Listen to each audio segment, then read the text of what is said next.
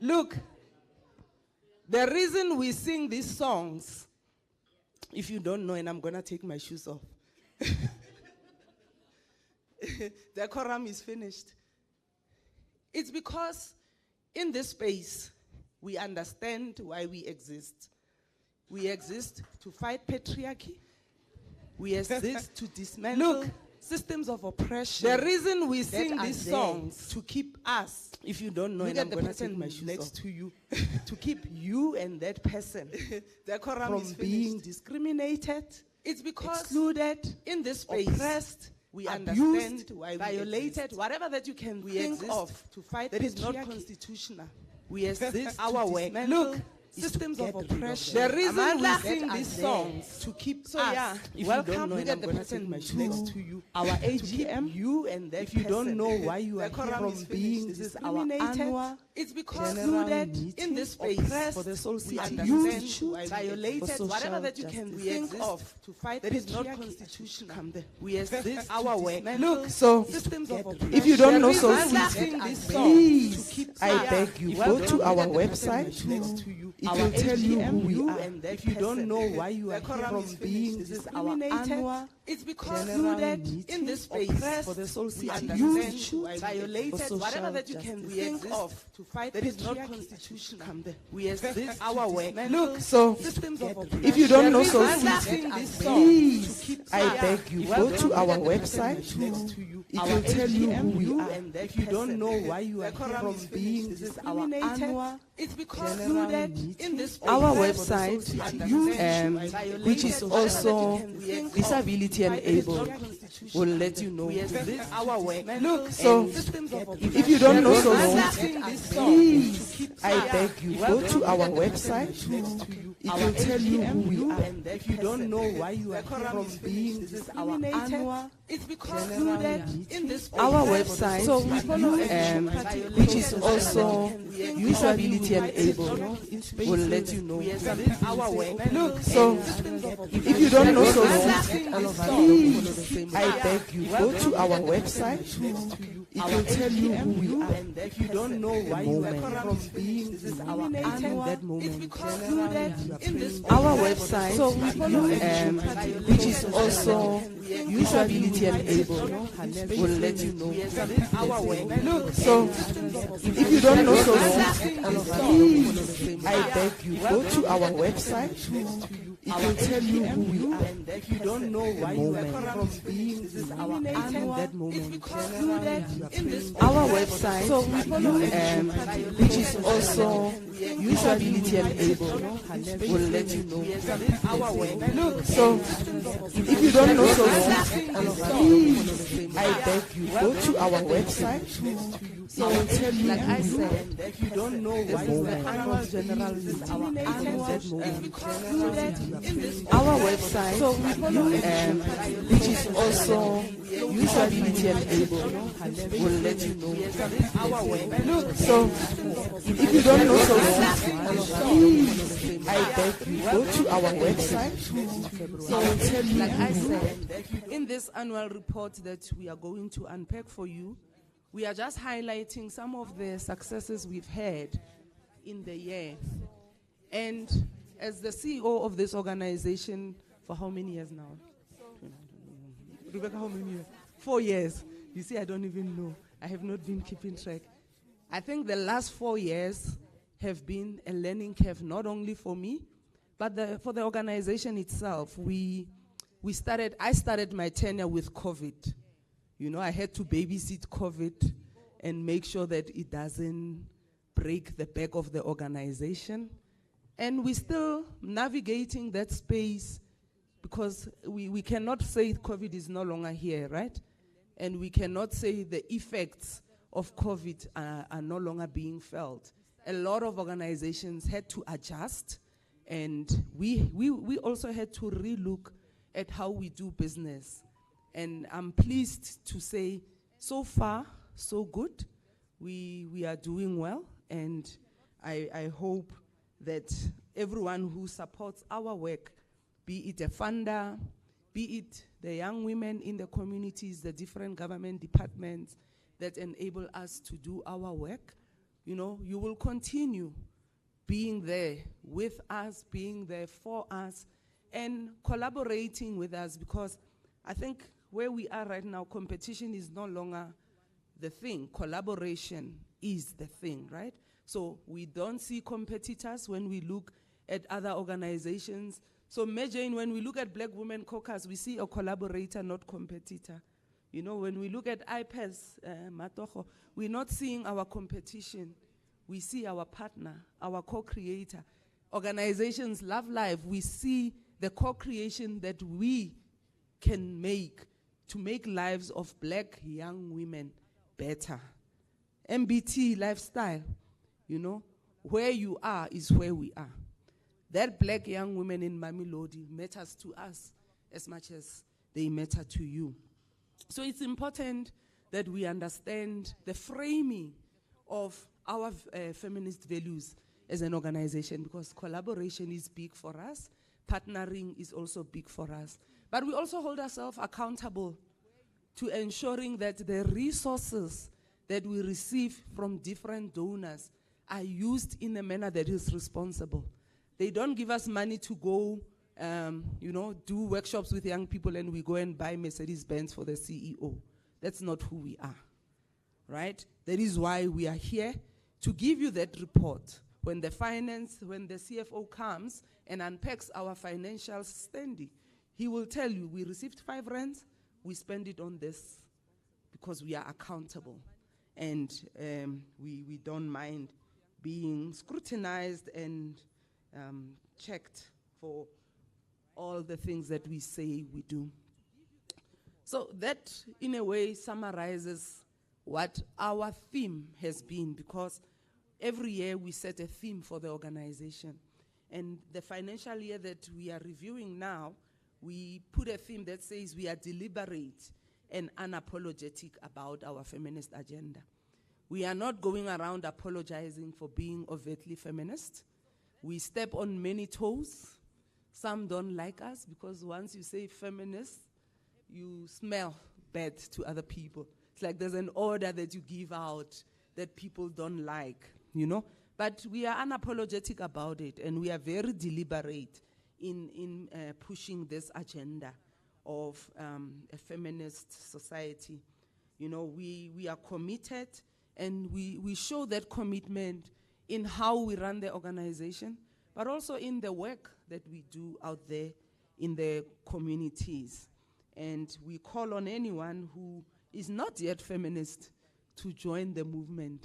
We can come in and educate you on what that would look like. So we have this program that every time you talk about soul buddies, you hear someone says, oh, I used to be a soul buddy. In fact, where were we last week somewhere? And somebody was saying, in fact, oh yeah, we were at Eastern Cape doing an onboarding, right, for CBOs. And one of the executive directors of the CBOs we were onboarding said, oh, by the way, I used to be a soul buddy. And that warms my heart because it speaks of the legacy of this program. It started in 2002. It's 2024. We still have that program. It's still going strong.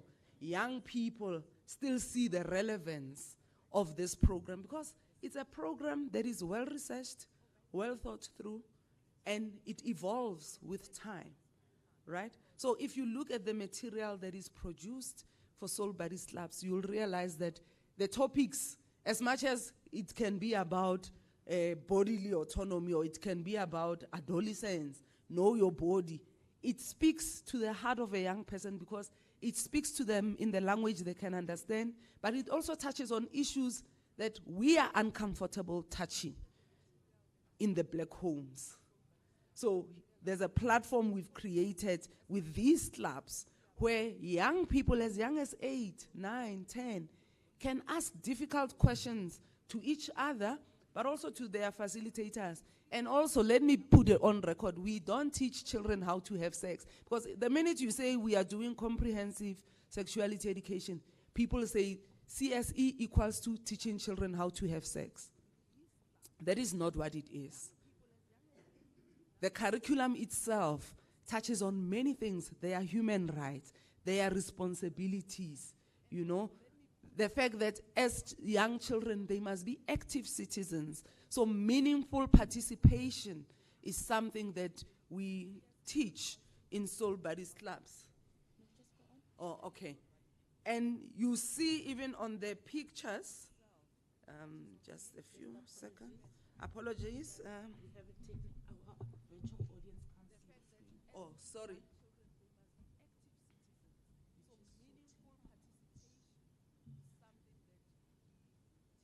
You see, technology is an enabler, but also it's a barrier.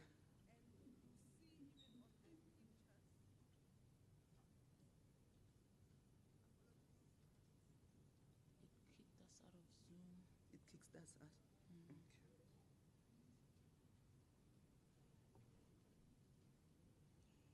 Umfundisi bamlinda ngengoma.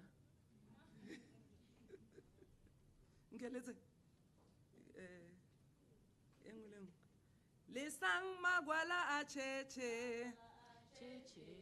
Acheche le moraho. Ay alena energy ya go pele. Lisang magwala acheche. Acheche le moraho. Ho ya runa, ho ya runa, ho ya runa,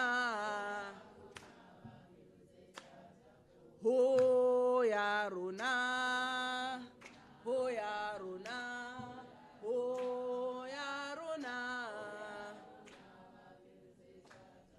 Iring magwala acheche.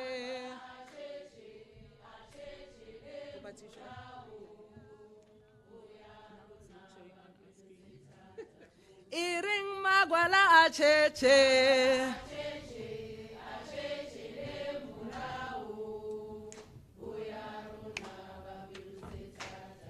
Ho ya runa, ho ya runa, ho ya runa.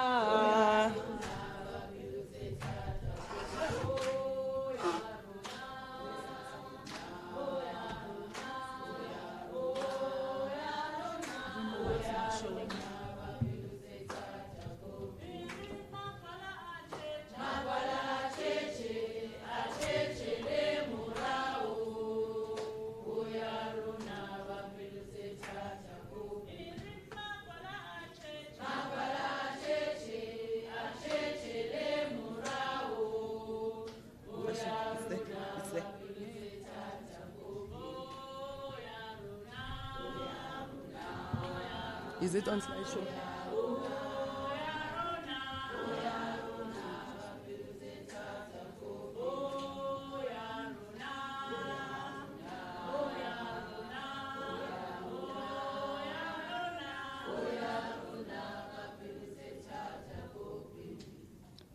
Liskaba magwala. Arohloki magwala. We have enough magwalas because if people nesi magwala, some of these things so stand in the gap and raise your hand and be counted among those who.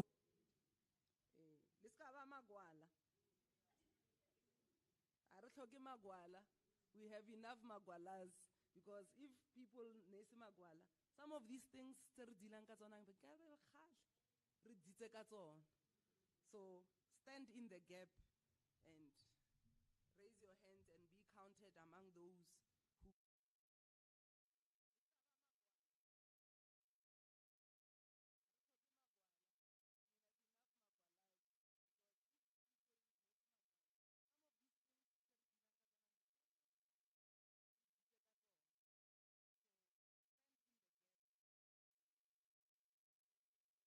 So we need to be careful when we listen to the noise out there to sift through and check what is it that is being said. Come and ask if you are not sure. But is needed in schools. And when I hear someone 15 years later saying, I was part of Soul Buddies and now I run my organization. I was part of Soul Buddies, now I'm a mayor somewhere. I run whatever that I run, a business, and I got the skills from being part of club. Then it encourages us to push and do more. Because in these clubs, from a young age, we train them leadership skills. So you'll have an 8-year-old being a chairperson of a club. You'll have a 9-year-old being a treasurer of a club. Someone being a secretary, writing minutes for their club, keeping a record. When we visited one club in Limpopo recently, we were given a fine by these young people who are saying, this is our record of the meetings, this is how we interpret the magazine that we get, we did projects. So they are able to mobilize. They are able to do the work that adults sometimes fail to do. If you train them while they are young, you are able to make the impact that you want to make. We also do social mobilization through Rise Clubs. And like I said, the room is filled with young women because nothing about young women without young women. They need to drive the agenda. They need to be the one who inform what the programs should look like on the ground. It should not be a top-down approach where Soul City sits in the boardroom. Plus, we have a beautiful boardroom. If you have not seen it, I invite you to come. You'll see why it will be tempting for us to sit there and just draft a program and say, done, let's go and implement, right? But we are intentional. And that is why we go to young people. We engage with them. They give us the information that is needed to inform how the program should be done. So in terms of our programmatic successes, and mobilization being one of them, we support the National Department of Health in its strategy of reducing illnesses, HIV, teenage pregnancy, STIs, and all that. And in this period, we've mobilized close to 5,900 young people through different health calendar events. And, we've distributed condoms. We've done the education on sexual reproductive health and rights. And that is also done through different media platforms. So we are big on social media. I'm sure you follow us. If not, please go to our Facebook and follow us there. You will find it. It's Soul City Institute. We are on Instagram. We are also on X. So the content that we give in clubs doesn't only end in the clubs. We take it and put it also on different media platforms. And there in the picture is one of our social mobilizers who's in Limpopo. Oh, sorry, yes. Program officers, Mr. Ndima, who's based in Limpopo.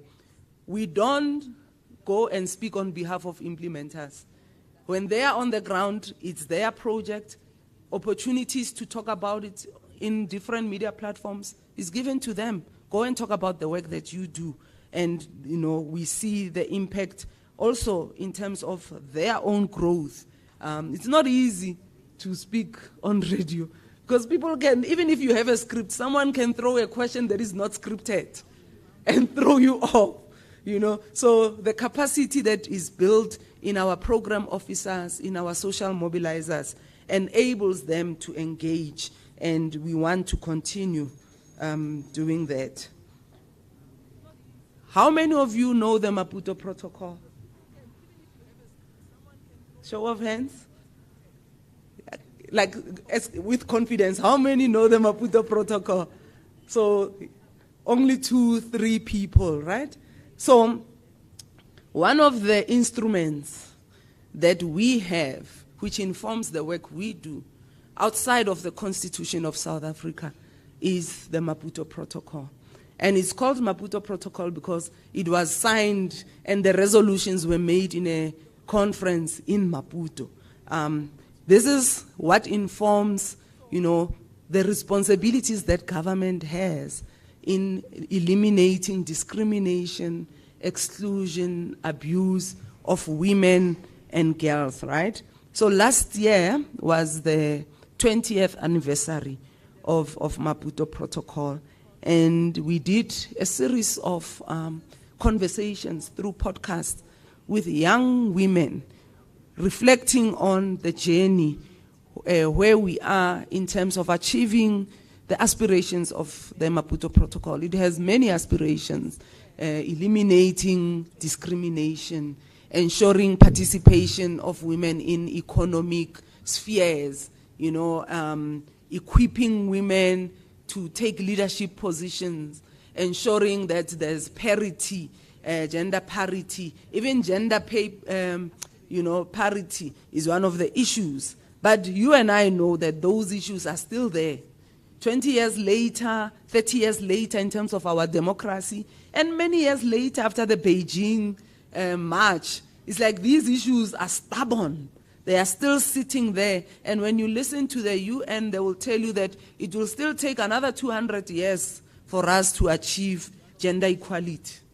So if we are not intentional in shifting the needle, then we won't get there, because the more we don't do anything, the more the 200 years grows, right?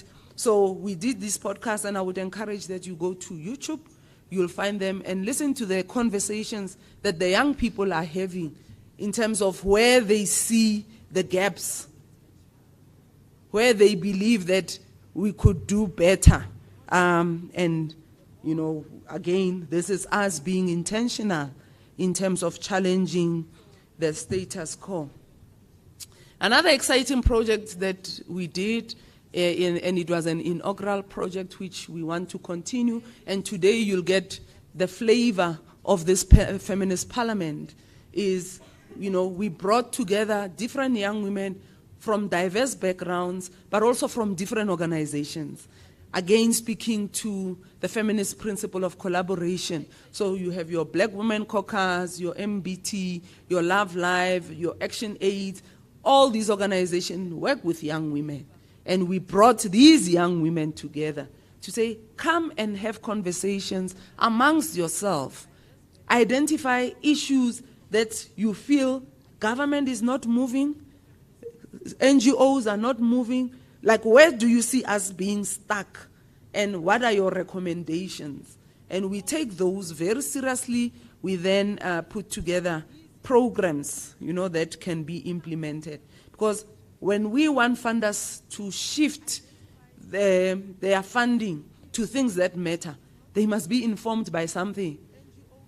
So what informs the shift we are requesting? If we go to funders and say, give us core money because the prescribed funding doesn't work for us, what informs that? And so these conversations that young women have in the parliament really get us to where we actually understand from the position of young Black women in their diversity, what are the issues and what are the solutions.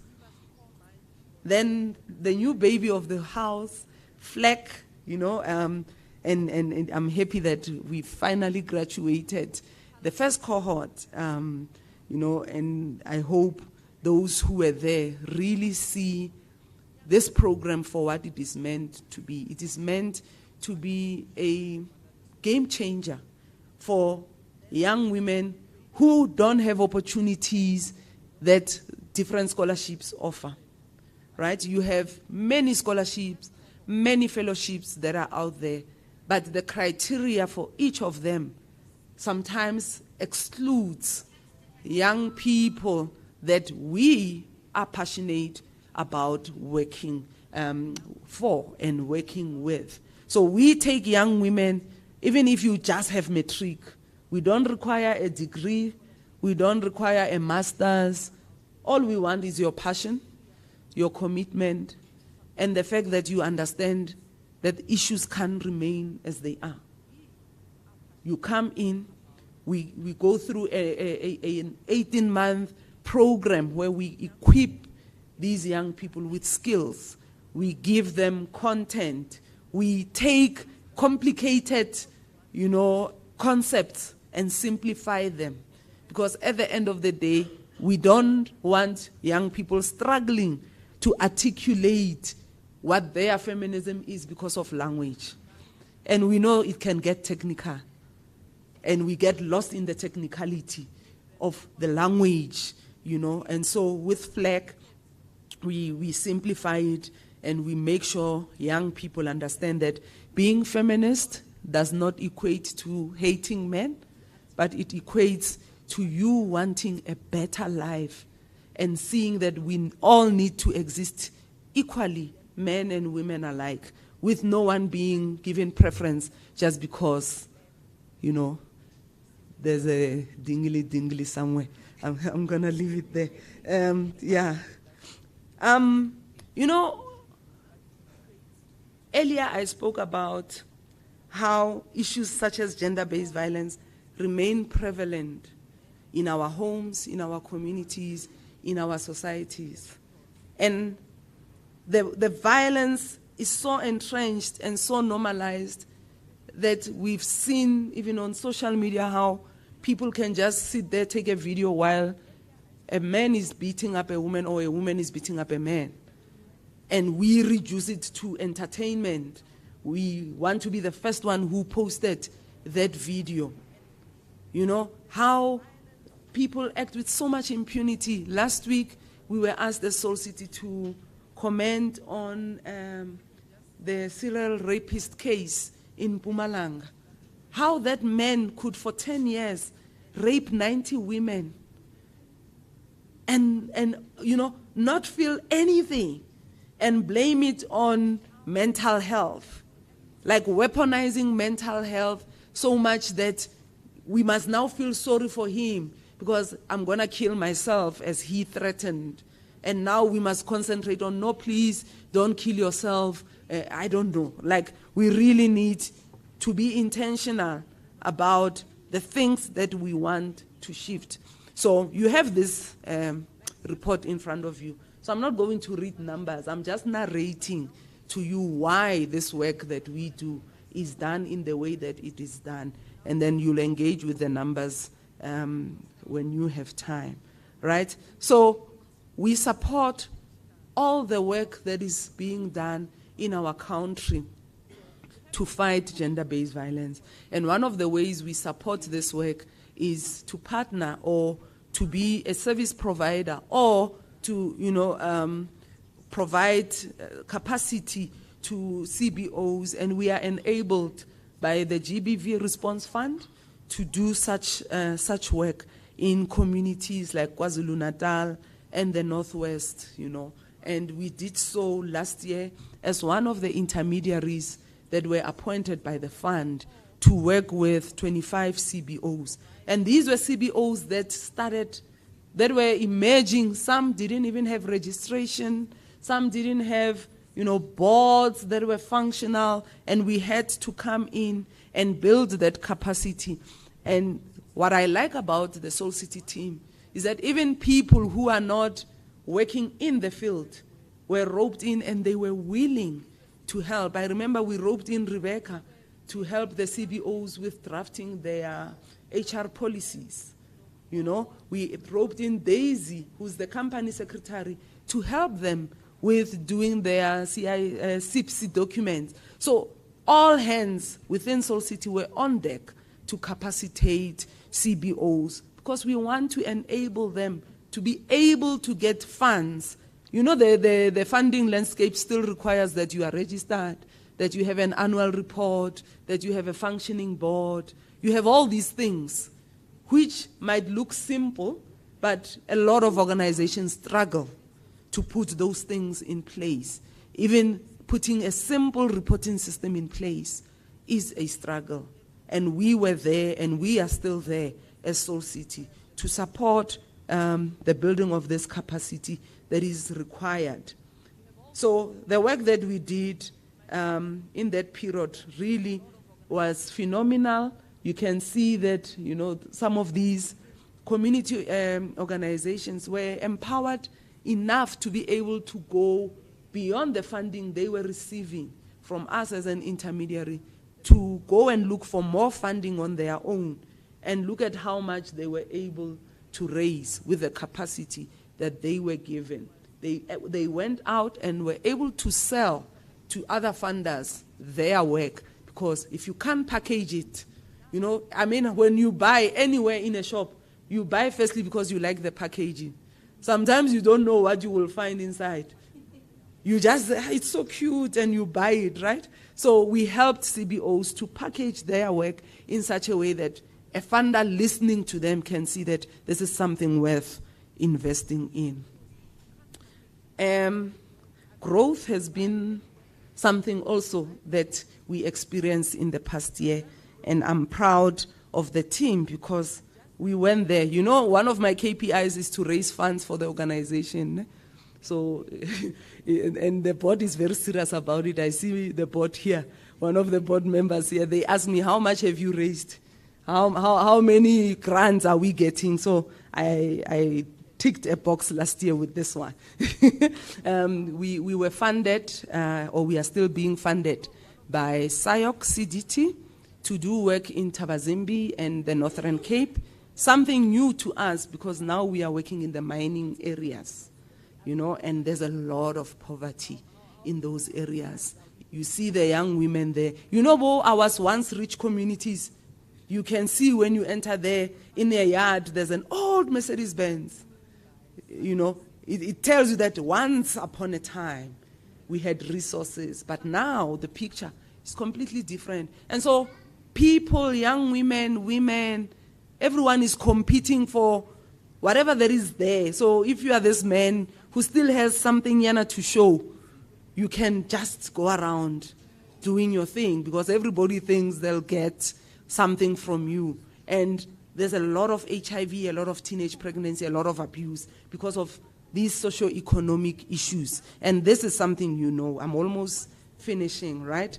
So we are doing that work, and we are hoping that at the end of the grant period, when we do an evaluation there, we will be able to show how we impacted those communities.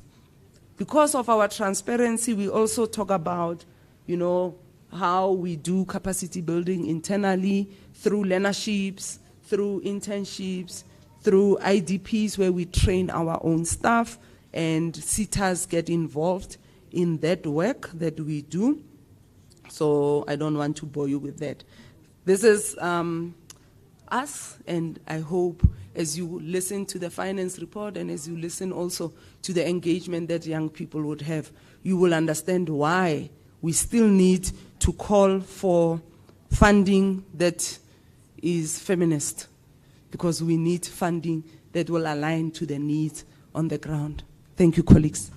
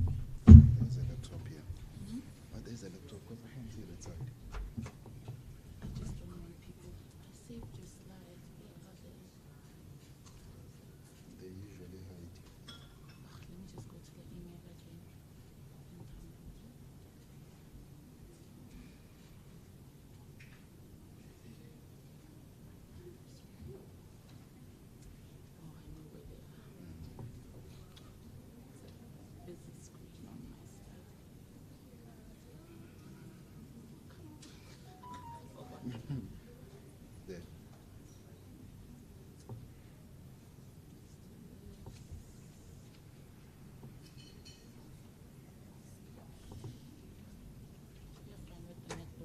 Yeah, what do I press to move?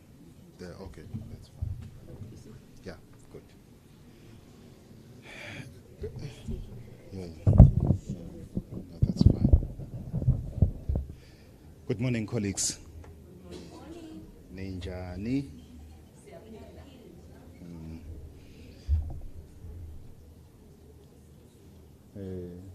While we're waiting for the slide, let me take this opportunity to greet you all, colleagues, and thank you very much for taking time to listen to our feedback on the work of the organization in the last. Hey, this microphone doesn't like me, huh? Yes. Yes. It's recognized that there's a man here. Yeah. So, thank you very much, colleagues. And I would like to greet all of you, our key stakeholders, those who are in the room, those who are joining us online, program director, our board members, and thank you so much. I see one of our board members has graced us with her presence, and those who are joining online, probably there are some board members I don't know, but all protocol observed. And I really appreciate to see some few men supporting their sisters, supporting their mothers. You know, it shows that you are not alone in the struggle. And there are people who are seeing what's happening out there, and they are willing to be a source of change, so that many of us, we can also learn from them and change our behavior. Colleagues, the CEO gave us a very good feedback on what the organization has done in the last 12 months. My job is a very simple one, to tell you how much have we spent on everything that she has told us as an organization. And I think it's very important that we account to you. This organization doesn't have shareholders. So you are our shareholders, you are our stakeholders, the beneficiaries, the communities. You are the people that we wake up every single day and think about you and say, how can we serve you better? What can we do to change your lives? So that's what we live for. I mean, this morning I was in Sentin Convention Center, and I was speaking to one of the group CFOs of big organization. When he was asking me to explain what does Soul City does, and I was very privileged to indicate that what many organizations call CSI, Corporate Social Initiative, that's what our mandate.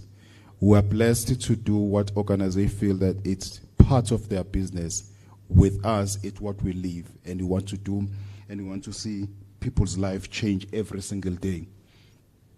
So the organization, Soul City, we've just concluded a very successful year, which began in 1st of March 2023, and it ended on 29 February 2024 in this current financial year. As you will understand that the NGO landscape is becoming more difficult by the year, in particularly in raising resources. In fact, since the pandemic, we found that there's been a shift in the global funding around the world. And more people are focusing on humanitarian, they are focusing on conservation, they are focusing on many other things, which then reduces funding that is available for what we do, and especially in feminism world. So, but the organization have actually managed to navigate through difficult economic time. I mean, one of the things that we actually check is how companies are doing successfully in order to set aside certain resources for community development as well as social impact. We are pleased that as an organization we're able to raise just about 43 million in grant funding, you know, in order to be able to deliver most of our projects. I mean, if you look at that particular amount, it's 15% higher than what we would have raised in the previous financial year. And I think we are very grateful for many stakeholders, for many philanthropies and many organizations. So I just want to share with you, not in details. So in financial overview, you've got three components of the result. One is what we call statement of financial position. Those who have done accounting at school, they know it as a balance sheet. And the second one is what we call statement of financial performance, what is traditionally known as income statement. And lastly, we'll take you through our cash resources, how they flow in the organization, and how they've been utilized. In this particular slide, I'm just going to show you two key things, is that our assets have grown. If you look at the previous financial year, from 40 million to about 43. The largest part of our asset is really cash resources. As you will see that our bank balance, or if I may call all our resources, have actually moved from 35.4 million to about 38.6 million. And we're very grateful, because the more resources we have, it talks about how much programs we can actually be able to implement, and how we can impact the lives of people, and how many programs we can implement in various communities. So we're very pleased with that. The second aspect which I would like to share with you is towards the end of what we call liabilities, and you will see there's something called deferred income. So we're very prudent in how we manage the resources of the organization or of the donors or the funders. We park that money and we make sure that as we implement program, then we reduce the balance, because we believe that we own the fund, we owe the funders that money up until we've done what they've actually indicated to us. So our plan is to make sure that that money or that balance of deferred income, it reduces every single year, because then it talks about the capacity for us to be able to deliver on the programs. This is what we call income statement. As you can see, this is the 43 million that I was talking about. It's 42.8. It's up from 37 million, which we have received from the funders. So you can see that the funders are having more confidence in our organization every year. As you can see that the resources are increasing. We're also pleased that in terms of program expenses, we've been able to spend about 37.4 million, which is up from 32 million in the previous year. So you can see that we've built more capacity this year to deliver on the program. We don't want to return the money that we've received. So we try by all means to make sure that we spend as much as we can, but according to the protocols that we've been given by donors. The organization itself, it spent about 17 million, which is almost exactly the same what we spent. So we try to keep our expenses as much as possible. I mean, we've moved to smaller offices. We've been implementing some cost saving within the organization. We try to keep a minimum staff as what we can, and that's why we see that operational expenses have not grown in the organization, while the program expenses have grown. So we are trying to do more for less, and that's the motto of our organization. There's a little bit of income that we've been able to generate outside the donor space, and that's made up of two components. You will see there's an amount of about 14.2 million. It's made up of two components. One is the dividend investment that we have received from the investment that the Soul City make. It's a long story, but there's a various investment that we are trying to make in order to make sure that the organization does not solely rely on donor funding. And also the money that will have been sitting in various bank accounts, we've been able to make about 2.2 million in interest, and that make up that amount. What is pleasing in this particular slide, before I move off it, is that you will see that we're a little bit thin on resources in the previous financial year, to an extent that the only amount that was available was about 154,000. That was. So we're almost close being on a deficit side, which is an area that you don't want. A deficit is where you have more expenses than the income that you have. If you're looking in the current financial year, we're left with about 1.6 million. And that's why you see later in the numbers, it says, we've actually been able to grow that about 900%. So we're very happy with that. Cash flow, very quickly, again, you will see that we've received, as I've indicated, about 44 million in cash resources. We've been able to pay 54. It gives you a negative amount of 10.5, but it's also supplemented by the dividend that I've talked about, which is 12 million.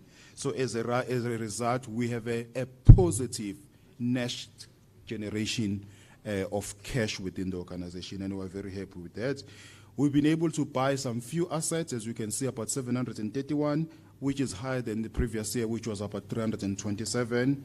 As a result, we have generated more cash this year, about 3.2 million, as opposed to 736,000, which was in the previous year. So we're very happy with the direction in which the organization is going financially, and that's what will. So moving towards now the ratios, as you can see, I've already spoken about that. The 15% more income that we've made in the year under review as opposed to the previous financial year. Also, you will notice that the dividend income that I've spoken about, it comprises now 21% of our income. And that's a space that we want to grow. And the reason why it's so important is because donors, when they give you money, they usually tell you what you need to do.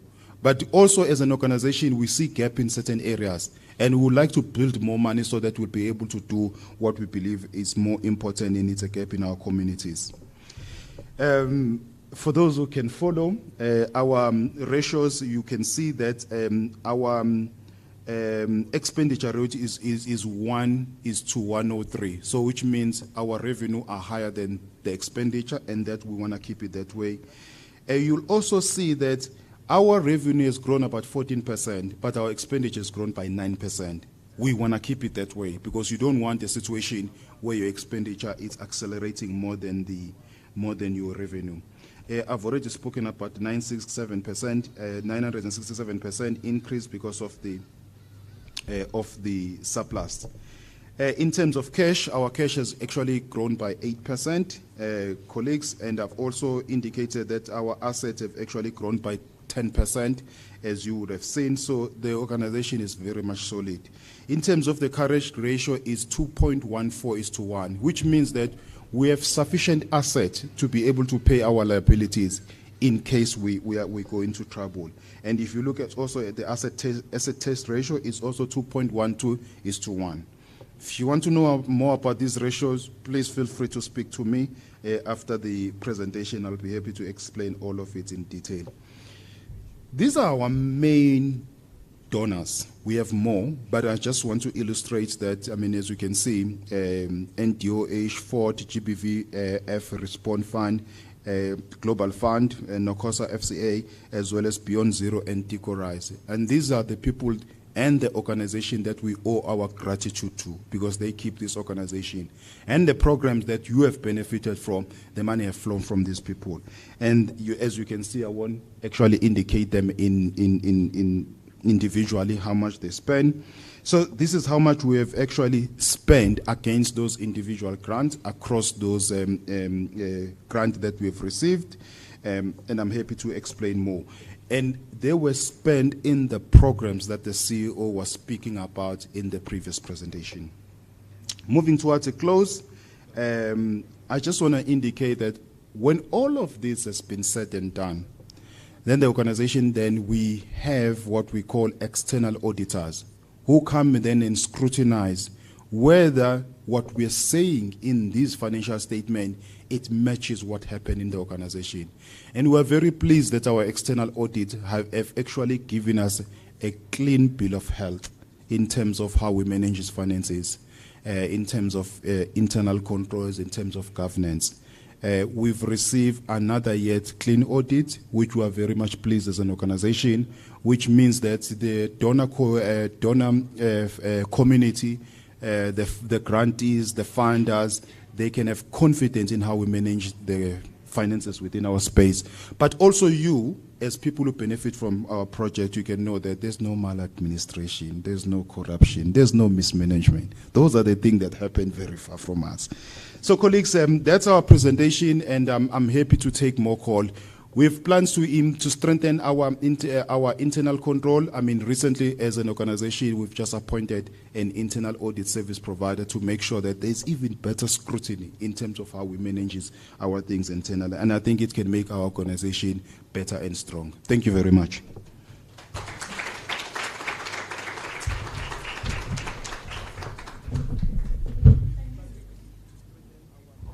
Thank you to both the CFO and CEO for just taking us through what this year has been for Soul City.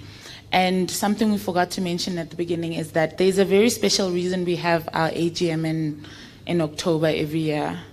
Because Soul City Institute for Health Development, as we were previously called, was actually founded 29 years ago on Saturday, which will be the 12th of October. So it's our birthday week as well. We were hoping to have muffins and cupcakes, but we're saving all that for our big 3-0 next year when we turn 30. And we have many surprises that are lined up. We want to celebrate and acknowledge the past few years, the past 3 decades really, and how they've been important in shaping that Soul City is not just an organization that's working now, but it has been working and has reimagined itself for 30 years, you know. That's not something small. And so it's happy birthday to us as well. And it's also great to see in the room some people who have been with Soul City for a very long time and have moved on to work for partner organizations that we still work with till this day. So the journey for Soul City is long. But now, for the most exciting, I think, not that the finances are not exciting, we want to open up to see if there are any questions, comments towards the two presentations that you've seen before we move on to the young people segment. Youth Ndala has spoken, and they've marked the register. Now you want the real youth to show up for us and to have a really important conversation, which we'll get into shortly. So are there any comments? Are there any questions? No pressure to my colleagues at Soul City who want to say a testimonial about the past year and how it has been working towards this and then seeing it culminate in having to account for all the work that we've done. All right. So with that said, I'd like to call up our panelists who are going to join me in a conversation around young women and the GNU. We just went through elections, and really we had a campaign called Why Vote For You during the elections. So essentially Why Vote For You started in the 2019 elections when Soul City wanted to put young women at the center of the conversation around national elections. Why should young women, particularly, and other gender minorities vote for certain political parties? It's not necessarily just about putting the political parties on the hot seat, but it's to say, what are the feminist issues that we need to consider when we consider governance? And as our CEO has said, last year when we launched our feminist parliament, one of the key things that we wanted to do is re-engage young women, particularly in policy and policy making and the processes of how policies become that. So last year at our feminist parliament, we were discussing the newly amended learner pregnancy policy by the Department of Basic Education, who's a big partner of ours. But we wanted to scrutinize and say, what are the gaps that exist within this policy? What are young people saying? The same young people that are the ones who are going to school, right? And who may be impacted by this. And also taking into consideration the various issues that even lead to teen pregnancy to begin with.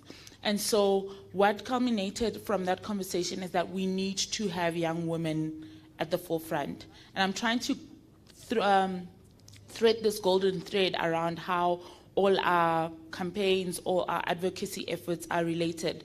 So when the 2024 elections happened, then we saw that it was a moment to go back to the Why Vote For You campaign, to say, this is said to be the most contested elections in the history of democratic South Africa. What does that mean? And we were left with a government of national unity, whatever that means, and I think that's where we are right now. But for us at Soul City, the governance, and particularly leading to the local government elections in 2026, which seems so far, but it actually is just right here around the corner, we already want to have a conversation with young women around what this new government of national unity means for them, but what will it mean also in the context of the local government elections, where most of the service delivery happens, and that's where we know the connections between women's safety and service delivery are also embedded within those communities. So without further ado, I'd like to welcome to join, and I'll introduce them after they've taken their seats, our panelists who are Ayanda Sishi Wigzel, Pimelo Mashweshwe, and now I have forgotten two names, which is very unlike me, but I'll get there. I'll get Reboni Chikwado, as well as Lebogang Mokgakgabe. So please, could you please come join me, and don't be shy in joining me here. Can we please give them a round of applause or bring them in song?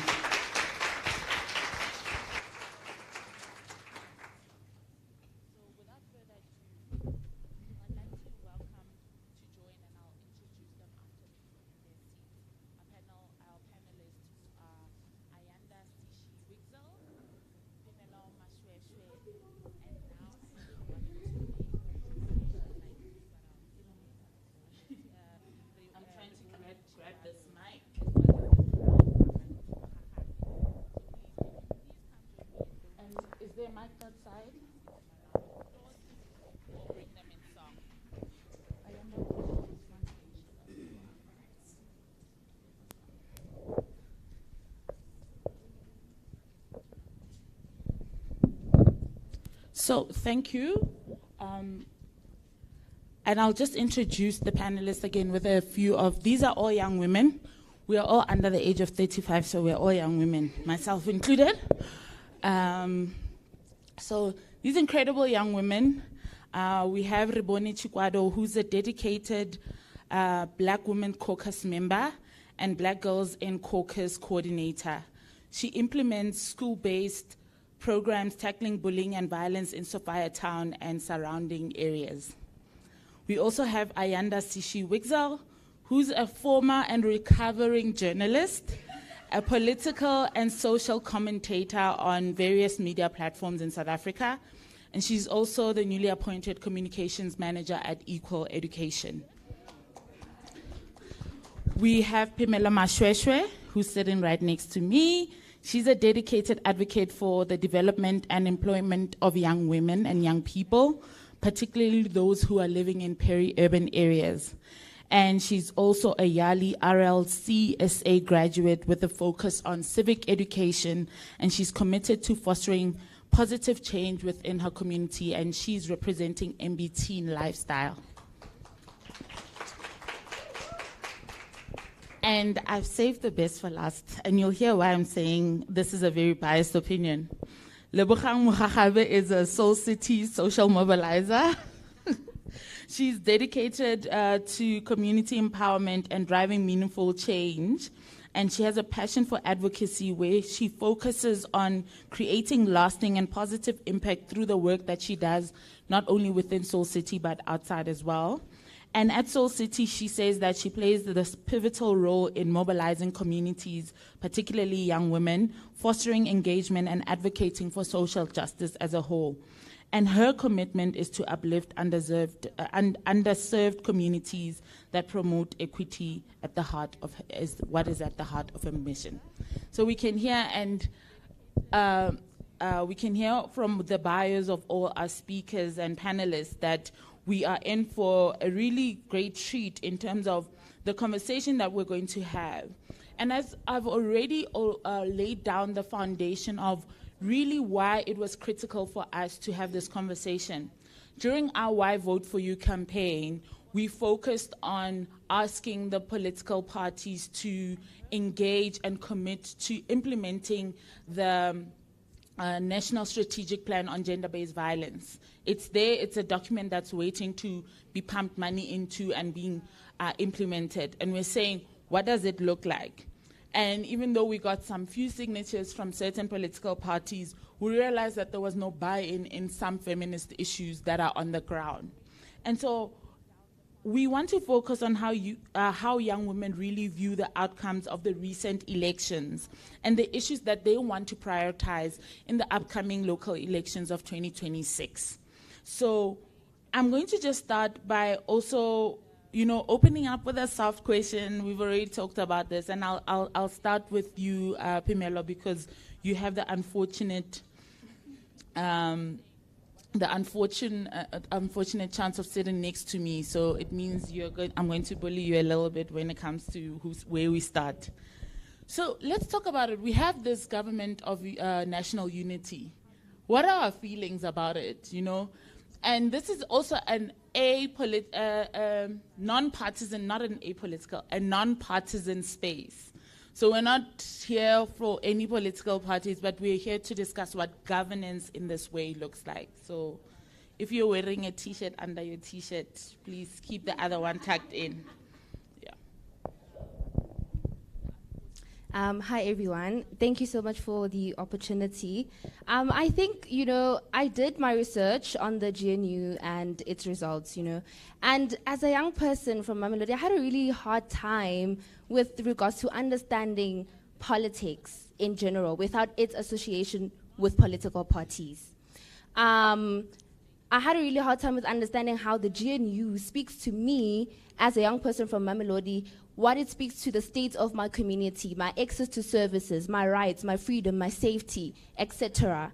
So I do not have, I don't know, I'm really confused. And this is to say that it's to show that young people do need more meaningful education on politics, You know, we do not have enough information about politics besides the discourse that we see, and that is really unfortunate. So that is how I feel towards the GNU results, and yes, thank you. Sounds like quite a mixed feelings. Lebogang, I'll come to you on that side. What are your general feelings regarding the election outcomes? And also, you can even touch on leading up to the elections and whether or not we felt young women were prioritized in these issues. Don't be.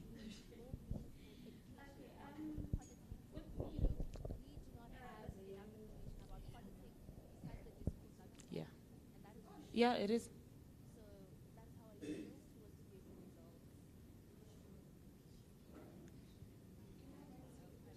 Yeah.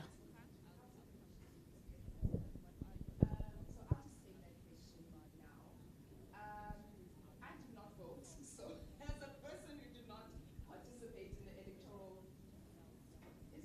Yeah, it's not. There it is. There it is. There it is.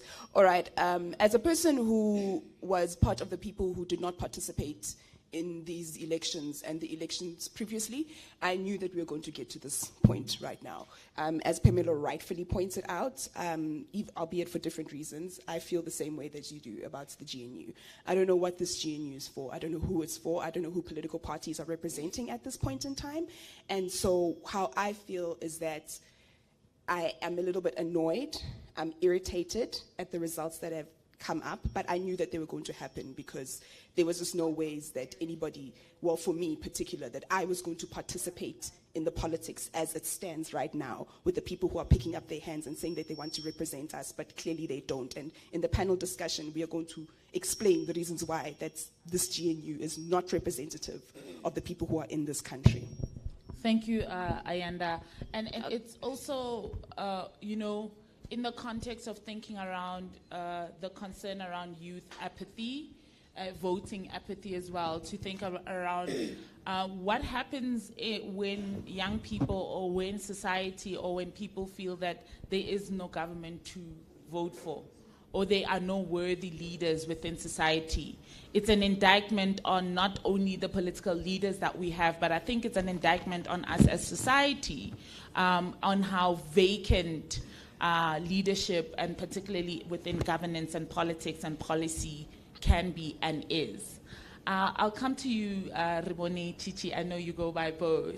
And then we'll end with you, Lebogang. Would you like to go now? Okay.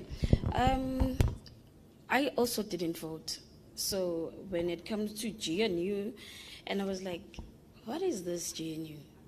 And what's happening with it? So I also did my research. But then with GNU, I felt it's a team effort where different parties put aside their differences and work and try to work together for countries' benefit. So I think with this GNU, there's a lot that will change, especially when it comes to young women, and we'll also learn a lot.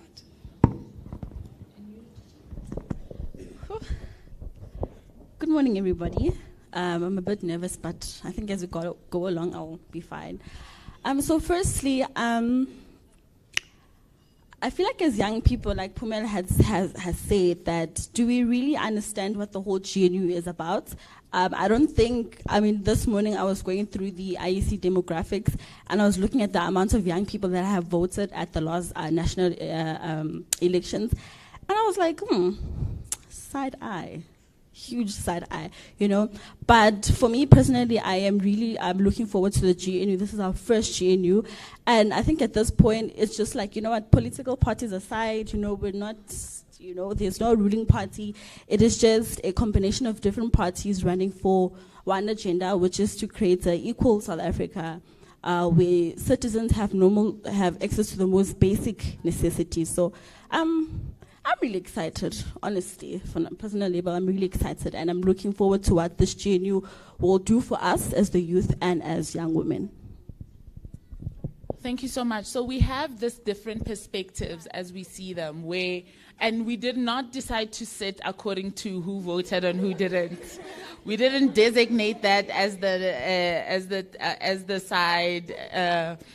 And I'm assuming you, Chichi, and Pimelo voted, and I voted. So there's no segregation that is happening here. However, this is when we look at the reports that have come out since the government of it was actually its 100 days on Monday, right? And it was also part of the reason this topic then becomes quite relevant for us and as a country and as individuals. But I think especially as people who work in a sector where young people are prioritized. When we're looking at the statistics, as Chichi has already alluded to, that there was not a lot of youth voter turnout. And we know that there were other structural issues that were involved in disenabling or making it harder for young people when we think through the reports we're seeing of Wits University and the lines that were not ending until like 9 p.m. and the early hours of the morning. And so there were things that happened that were not necessarily fruitful or enabled the ability for young people to be encouraged to voting in one particular way. But let's talk about then, when we think about election results, they're out now. What are their opportunities within this GNU government or within the advocacy side of it? Because we are not necessarily part of government, but as we saw through the CEO's report, organizations such as Soul City, many of our organizations as well, partner with government to enable us to do the work that we do, to enable that. So I wanted to know, what are some of the obstacles that, or rather opportunities that we think the GNU can really enhance young women's participation and leadership when it comes to this new rollout of a government of national unity. And Ayanda, you can go first, and then I'll stop volunteering people and wait for people to volunteer. All right. I think that in this GNU there was a missed opportunity. I look at the gender parity, so there are about 77 ministers, and out of those 77 leaders, only about 22 are women. And when you look at the composition of the GNU, yes, there are women who are leading, but let's be honest. Deputizing of women in politics is a serious, serious problem. And it's something that is not only seen, it's something that is seen across political parties. If you look at the composition of leaderships in terms of committees, it's men who are leading, and women are what? They're deputizing. And what it tells me is that men are still ruling. What it also tells me is that there is, even in this Maputo protocol, being told that you need to have gender parity, to me, it's as if, okay, as a man, we are giving you the opportunity and the space to have the seat at the table. So wanting this notion of we need a seat at the table, it's like, no. We can build our own table. And this is what women organizations have been doing. And the GNU had an opportunity to be like, here's a whole new table that we are building, and we are going to invite everybody. But instead, they decided to go with the status quo, the same old. If you look at the composition of the GNU, you have the Democratic Alliance, you have the African National Congress, which has an abysmal record, and I'm going to say an absolutely abysmal record when it comes to gender-based violence and women having a person who was charged with rape being a leader of that organization. Abysmal. You have the Democratic Alliance, which NABO themselves have leaders who have committed abuses against women as well. You have a GNU, which is got political parties. One woman leads a political party in the GNU? It's good. Look at our ballot on the IEC. Are we even represented there? There's a Sarah by Colleen Makubele, and she's no longer, that party does no longer exist. And Patricia DeLille. And so, when it comes to feminism and women's issues, which intersect with disability, which intersect with queer rights, I'm scared. I'm happy that we have, Mapaseka, Steve Litsetsi there, but that's one person, one person with a good track record. So I'm extremely worried about this GNU. I always joke and call you behind your back the feminist who brings the doom, because you bring us the statistics, which are always correct and it's important, but it's just sometimes so depressing when you look at it. And there was a recent article that was actually published by an organization we partnered with called We the People South Africa that showed that there has been a decline in the representation of women in parliament in the government of national unity, where and this is where then even this idea of going through the manifestos of the different parties matters, because then we see what these parties say individually about that. And also this idea of women representative being an equal feminist representation is also I was about to add on to just to, not to take away from the time, but I also want to add on that kinfolk is not skinfolk. Yeah. And so there are some people who will say that just because I'm a woman and, you know, I represent all women. No. Absolutely not. Absolutely not. And we need to be extremely careful about that notion, because there are some people out there who are really just continuing the work of patriarchy, as we have seen in 2006 with, let me just stop there. Love life, you're my people. Yeah, and what about you, Rebone, around the representation of women and youth participation as well? Because even though with the deputizing, we see a lot of we see women, but the age is also like an issue that we are seeing representation being very low. Thank you so much for that. So when I had mentioned in the beginning that I'm looking forward to the GNU, I think there is a great opportunity for women to be put in more leadership positions, because now it's no longer of a specific political party ruling. It's now different political parties coming together to say, hey, we want to accomplish 1, 2, 3. And it's actually good that the government is actually saying, hey, we want to work with organizations, because organizations know what is happening in the communities. The people in the government don't know. People in the parliament don't know. It's people that have organizations that work in communities that know what are the struggles of young women, what are the struggles of young people. So, yeah, that's just that for me. And for you, Lebogang?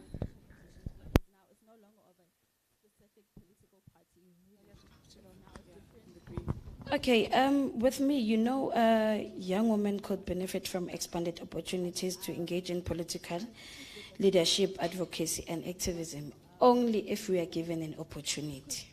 And also, if we are given an opportunity, we will be able to address issues like GBV, and if there's long-term empowerment in GNU, it may be temporary, but it could have long-term lasting impact on young women by promoting women's rights, leadership, and economic empowerment. So, and I love the thread that you're on. You're saying that there's potential, and there are possibilities that need to be realized. But as Fina was saying earlier on, nothing without us, because I'm also a young woman, nothing for us without us, right? And that is something that is key to thinking around this youth participation as well. And Pamela, as you round up this part, like the first part of our discussion around GNU, and now we think forward to 2026, which seems like a long time to come.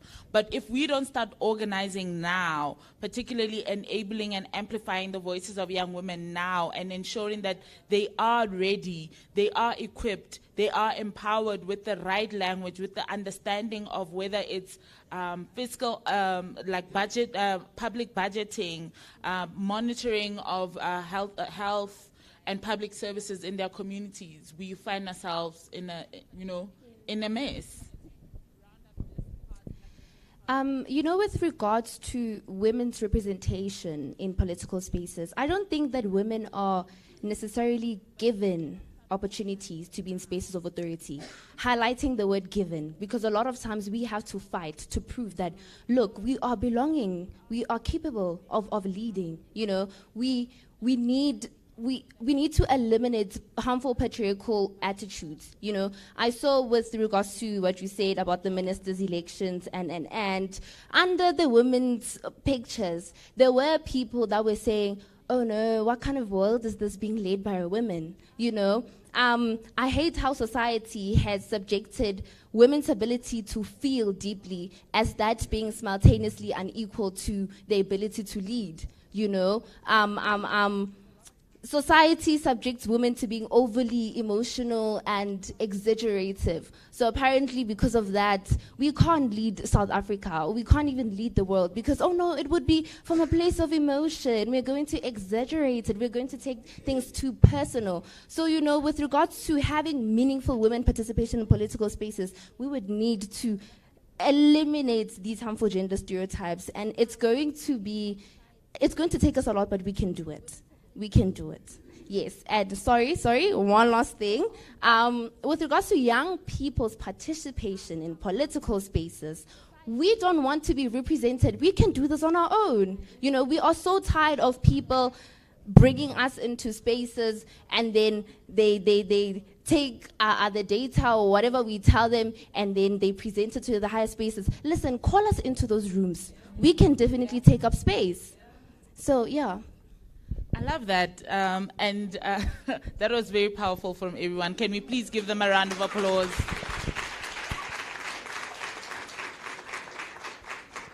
And this is why dismantling patriarchy is not just about representation. You can have 50-50, but when the ethos of how these things are done, it's not just a tick box exercise. The feminist principles, the dismantling of patriarchal views, and the ways in which women are taken or perceived by society also really matter. But I would like to just start so that there are many young people in the room as well. So we want to open up to comments from the older youth in Dala, but as well as the legitimate youth as per the government policies of South Africa, to also really interact. So it's not just like it's an interactive session and not just a one-way session where we are just speaking here.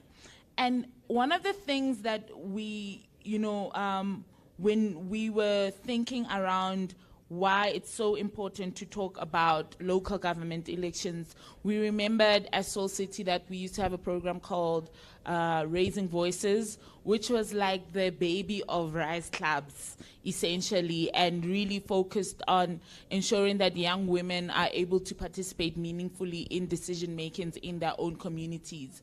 And it was really about them being empowered and enabled to speak to their local councillors, be able to hold their municipalities accountable. Because when you think about it now, and I think sometimes we think these issues are so, they're not linked. The safety of women is integral, or the service delivery is integral in the safety of women. So if there's research has shown us that if there's no water in communities and women have to go to communal water taps, that gender-based violence is likely to happen as they go there. Or another instance, when the street lights are not working, the streets where street lights are not working and certain things like there are potholes in the streets or there are ditches, that there are more high rates of women being unsafe in those places, and that gender-based violence is more likely to happen, or attacks, rapes, and sexual violence, because the street lights are not working. So we cannot extricate service delivery from the safety of women, or the success of women even, and the enablement of society and the environment, the built environment as it is, in ensuring that women live in a safe environment and in safe communities that enable them to prosper and self-actualize and sustain their lives and thrive. So, and I'll start here again. I'm sorry, Pimelo, you chose the wrong seat. When we think about local government elections, 2026 is coming. What are your rapid-fire issues that you, as a young woman, think they need to be taken into consideration in 2026, and that we need to start doing the work now for?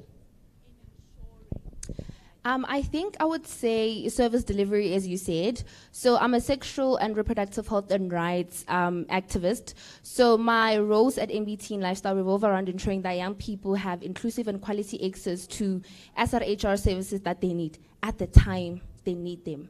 So we had a 6-month initiative, I hope I'm allowed to mention, with Mama Toho, iPass, and I was a participant of a thing called the Secret Shopper. So what we would do is go into these different facilities to try access SRHR services, you know. I would like to highlight the fact that that wasn't necessarily to kind of see or keep in check of the bad that health workers could possibly do, but to see of how easy is it for young people to be able to get these services.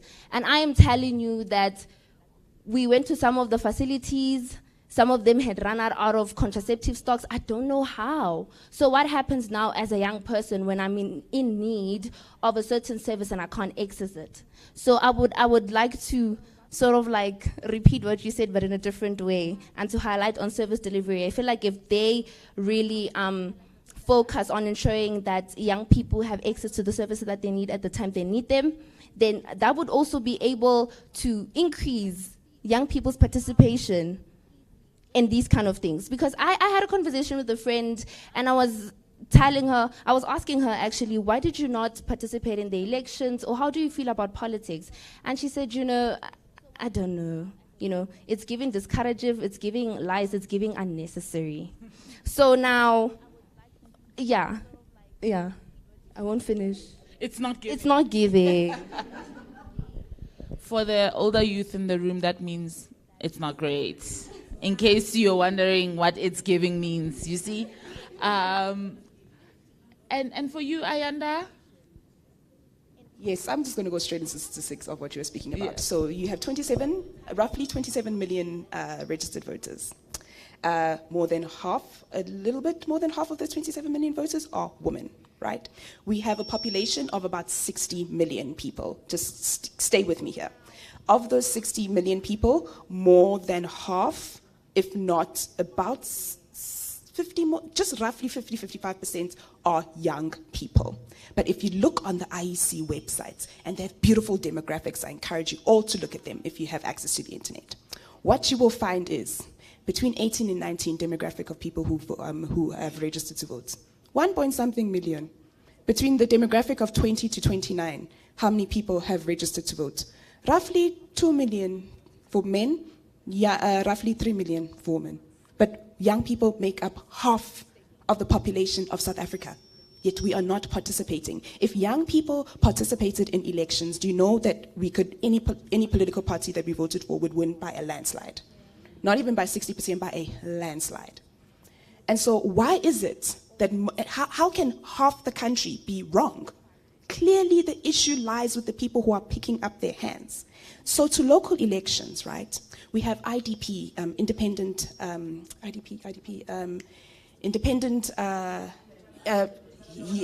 development plans. Yes, independent development plans. You see with these acronyms that stick to your head.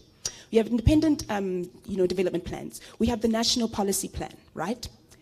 How do we bring these plans to the people they are actually meant for? Because these plans are made in Parliament. These plans are made in Pretoria. We had an equal education protest 2 weeks ago.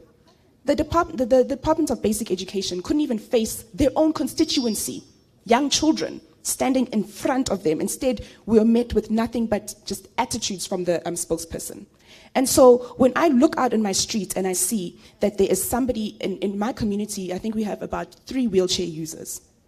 But out of my community, there's not a single pathway that is eligible for wheelchair users, which means that they need to use the roads. Our lights are not working. We don't have access to water, so they throttle our water because I live in an immigrant community. So because I live in an immigrant community, it's okay for me to not have water, for my community to not have water in the mornings. And for it to come back 11, 12, and then for it to go back again, because I live in an immigrant community. And so when we talk about local elections, your friend is right. It's not giving, because we are not represented. And my mother is sitting in the audience at the back there. If there's one person who, like my mother will let you know, I am a stickler, I'm black and white, I do not see gray. So if you're not doing right by young people, by me in particular, and if I can't see it in front of me in the community that I'm living in the village that I come from, why would I be expected to participate in something that I know for a fact is not meant for me? That's so true, you know. And even we're talking urban Johannesburg here mostly, and we're talking about at the most township, you know. Just on the service delivery, a couple of weeks ago, I was back home in Muruleng, in Rustenburg, and found out that my parents load shedding has never left Muruleng. In fact, there's load reduction, as they call it now. So the most rural areas in South Africa have not actually been having the lights like we have been experiencing in Joburg or in some townships and other areas that we live in. And this is where we also see why intersectionality matters, right?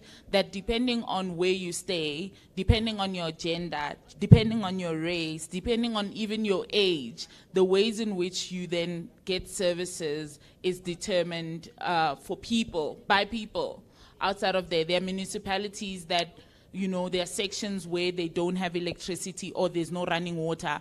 Not because there's no running water in the municipality, because that's the poor area. No one cares about that. And like just continuing this thread on, we're not just talking problems, but we're setting the scene, Rebone, around the issues that do exist. What do you think going into local government elections, what is for you resonating? And especially when you even give in context. I like the fact that Pimelo gave an example of the work that MBT Lifestyle is doing. Ayanda gave an example of what equal education is. As also we're interested in the work that Black Women Caucus does. How can you situate this local government elections advocating for young voices and youth voices through that? Thank you so much for that again. So I think with any type of election, it should be a good opportunity for the people in these positions to work with community members.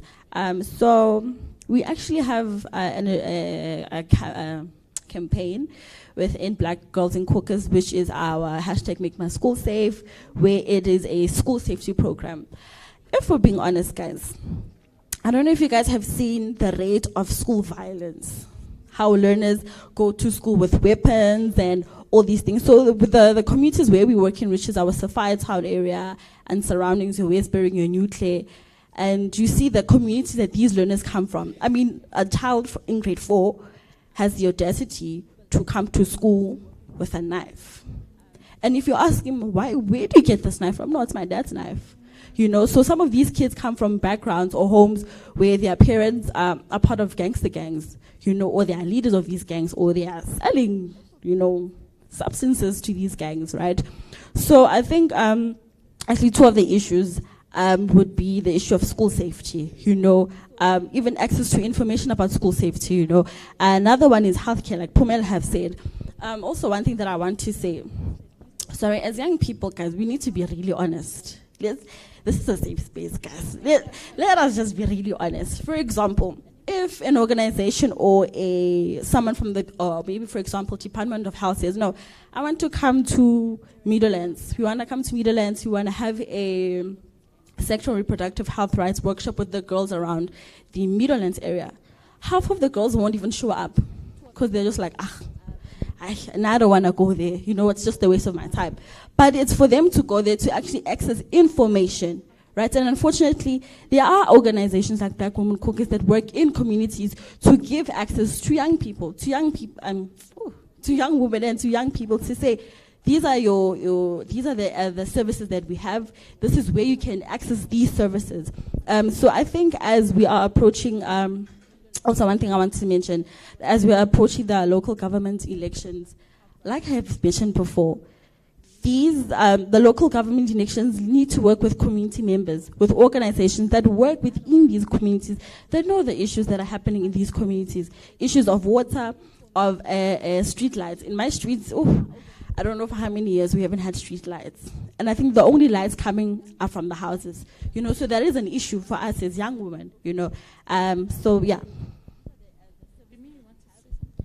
I think I forgot to speak about a very important issue that we all know of: gender-based violence and femicide. I follow a page called Women for Change.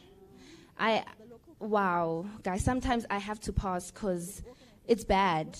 It's bad. Women are not even getting justice. So I would like to say, with regards to the upcoming political parties, right, if we want to see people really gravitating towards them and deciding to vote, then we would need to start with these kind of issues. Because how do I go to a woman who's failed by the justice system, Khore, please go and vote? What is that going to benefit her? How is that going to benefit her? So we really need interventions with regards to the justice system in South Africa. Because as Ayanda has said, I don't know what your reason for voting was ne? Not voting, yes, sorry.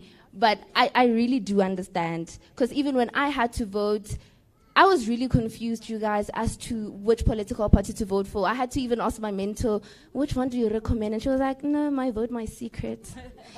But I was really confused. So, yeah, those are the things I would urge the governments to really consider if they want us to meaningfully participate in the upcoming local votes. Thank you. And Lebo, your inputs on regarding the local government issues. Okay, I want to go back now. We spoke about service delivery. You know, on Monday in Ekurhuleni we had red water. Yeah, it was red. So I don't know what was happening. And you also spoke about bullying. Just yesterday we got a letter from a grade 3, Lenane. She wrote a letter and then she was saying she's going to commit suicide because her friends are bullying her. And I was like, one know what's a grade 3, so what's happening? So when we called your dad, he said, so in all that, I just want to say we need to just listen and check what's happening with our kids. And then also, as youth, we need to participate and attend a local event so that we know what's happening. That is so true. Sometimes when we as Soul City call events that are meant for, and I see Nkele in the audience nodding as somebody who also has a youth-led organization, that we do know that there are structural barriers that prevent young people from being involved and everything. But we've also seen in some communities that we work in across the country that, people only come when there's free food, free t-shirts, or free something. But out of their volition to want to gain knowledge. And this, I think, is a symptom of a bigger issue around South Africa and where people and what people believe even about themselves and the communities they come from, or what is there. And there needs to be almost a change. But before we move on to our next question, Pimi, you wanted to add something? I wanted to add on to what Lebo was saying and Yuruboni with regards to meaningful youth participation. So I've realized as a peer facilitator that young people thrive best in environments where they're educated and provided best with the information that they need. So my mentor always says that when you go out to talk to the people, meet the crowd where they're at. It is really useless for me to go Mamelodi and give you English, dictionary. They're not going to hear anything. So I'm not saying that they don't have the capacity to understand me from that level, but I'm saying that if I really want to get a message across, then I need to meet them where they are, which then brings us to the context of policies on its own. I get we know politics and political parties work on policies. So now how do I take a document to a young girl in Mamelodi and say, please read this and understand it? They're not going to understand it. Can I just add to that? Mm-hmm. That's my hill. That's literally like my hill. And so like, Okay, when you need to stop speaking like this. Okay, when something is your hill, it's like what you're very passionate about, and you're just willing to climb that hill continuously because that's your passion. And so, getting information to young people, especially condensing it in a way that will make people make it palatable and understandable for audiences, is what I live to do. And part of the work that I used to do was watch Parliament. And if anybody is if you want to know what's going on in Parliament, ask me. Because Parliament is the one place where you will see how your parliamentarians and the people you voted for respect or disrespect you. The one way that you have been disrespected is by the Electoral Amendment Act. If you looked at the past 3 years at how they have managed that amendment, you will see the lack of respect. But furthermore, the lack of respect that parliamentarians have for you is in budget and austerity. And everything that you've spoken to, the issues that you have spoken to, speak to budget and austerity measures. And you spoke about the money that has been put behind the programs that Soul City does. And I was looking at the figures and I was talking to my mom, like, this is real hard money. 4 million, right? Or 2 million or 1 million. This is hard money.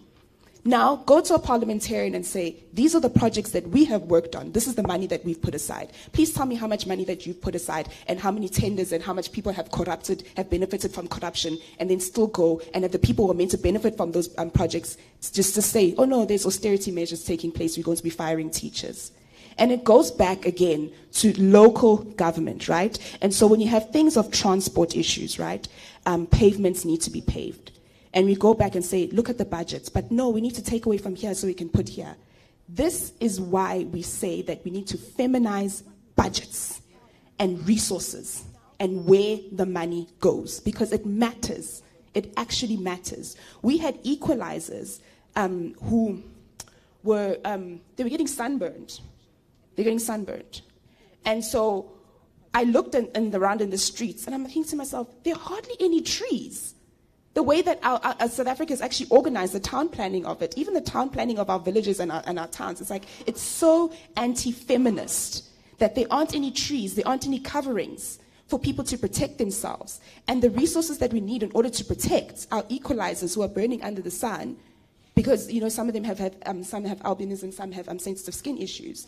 Now, sunscreen is so expensive, the wheelchairs, the pavements aren't paved properly, so the equalizers who are disabled can't go to certain protests because it's not going to be safe for them. These are the things that we need to think about when you are putting your X against politicians, and especially in local government. The IEC's budget, this last local election compared to the one in 2016, it was cut by half, and that was done by design. It is done by design in order to limit information that you have, in order to limit the decision that you are allowed to make. Don't allow them to do that to you. Don't allow them to do that to you. Participate in ways that is meaningful to you. And I have to emphasize that, in ways that it is meaningful to you. No, that is so important. And in fact, when you're back here next year, this time, you will hear about a project that we are actually about to start where we're focusing on local governance and what does it look like for economic justice to be realized by young women. And we are partnering with some of our partners, such as Action Aid South Africa, on ensuring that the language that is in policies is actually accessible to young women, that they understand what are the complications and the processes that go into a municipality budget being passed. What does their public participation look like? Who do they hold accountable at a municipality level, at a councillor level, on the money that was set aside to ensure that the roads are fixed, to set aside that there are street lights, and all these other things that may seem like they're not feminist issues, but they are feminist issues in the repercussions that result when they are not in place. And so this is, again, then it ties in, again, the idea of intersectionality then ties in again, where economic justice is something that is also important. But and economic justice is not just employment. It is not just getting a job. This week was World Decent Work Day, or was it last week, where it was last week. Yeah, my weeks have just melted into one another. And people were calling on radio. I was listening to the radio, and people were like, "What does it mean by decent work? You know, not having a job is not enough. The job has to be has to follow the labor regulations, has to compensate people enough, and also realize all these other things that culminate or start at a local government election level. And this is where then we ask ourselves, what then are the issues? If you were to name, I would like to hear 2 issues from each of you that you would like to be put forward that you want to put forward for the local government elections. And then we'll wrap up and open up to hear from some of the young women in the room as well, and some of the youth and Dala as well, who would like to participate. We are not discriminating here, so yeah. Sorry, no. Youth and Dala, you will know you are Youth and Dala. We will always make sure you know. No, it's called grassroots upliftment. Pamela? Okay. Then start, Ayanda, since you volunteered so wonderfully. Okay, I think they're not the biggest issues, but I think that they're issues that are close to my heart. Without a doubt, queer issues, disability issues.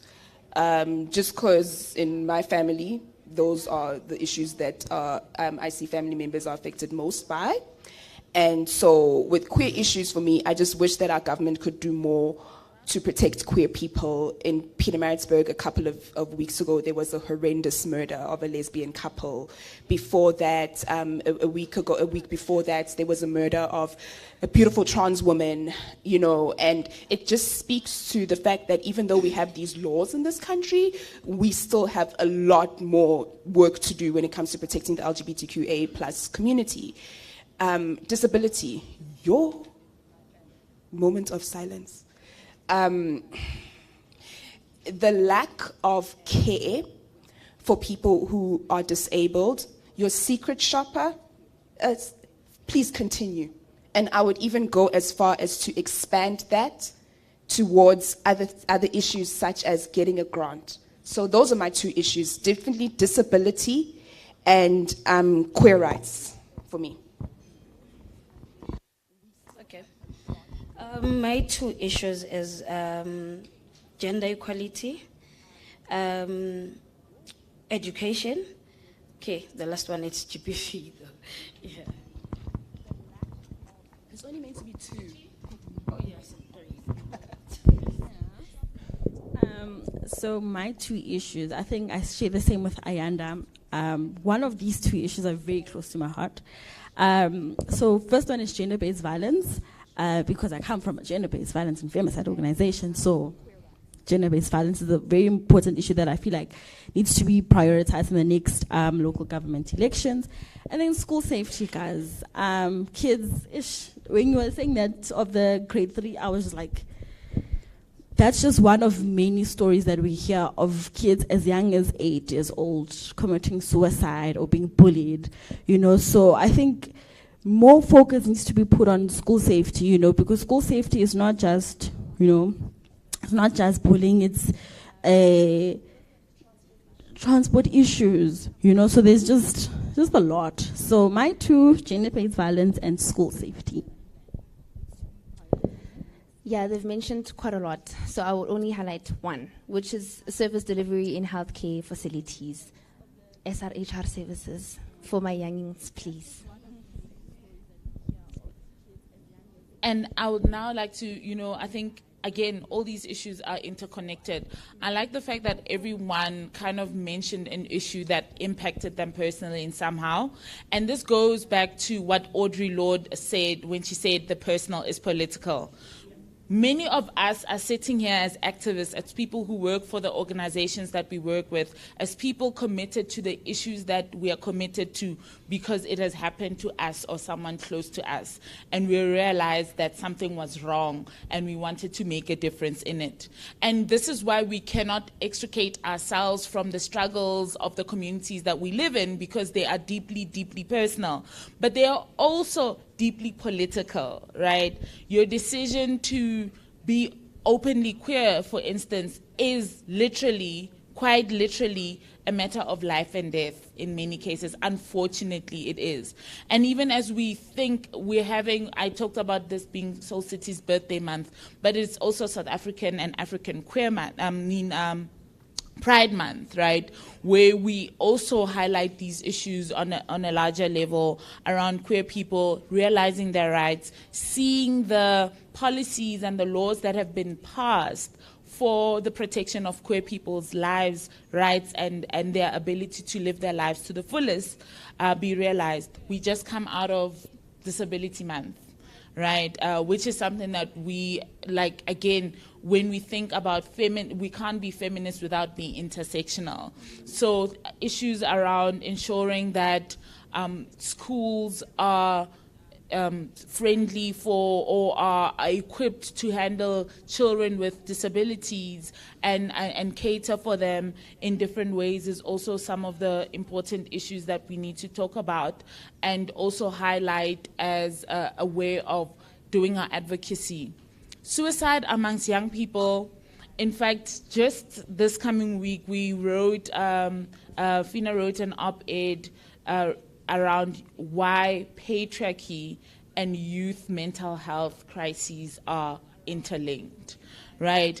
And these are things that we see when we think about the stories we hear in the media. It's not the first time we're hearing about young children, primary school children dying by suicide, because it also goes to the issue you're talking about, even though you're referring to sexual reproductive health. But when we talk about primary health care, the lack of mental health services that exist within public health care services, and how I think that the last time I saw statistics, it was for every one psychologist in a public health facility, there were 207 patients for that psychologist, which just goes to show the lack of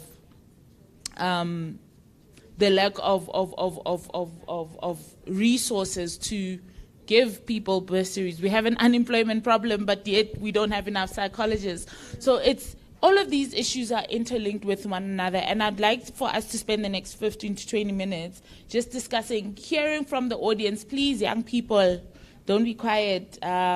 About what have we discussed here that might have not been highlighted, that you feel is an issue that is of importance, that is maybe not as highlighted, or what are your personal experiences within your communities of the issues that maybe Peme, Lebo, Ayanda, or Chichi brought up that resonate with some of the experiences that you're experiencing.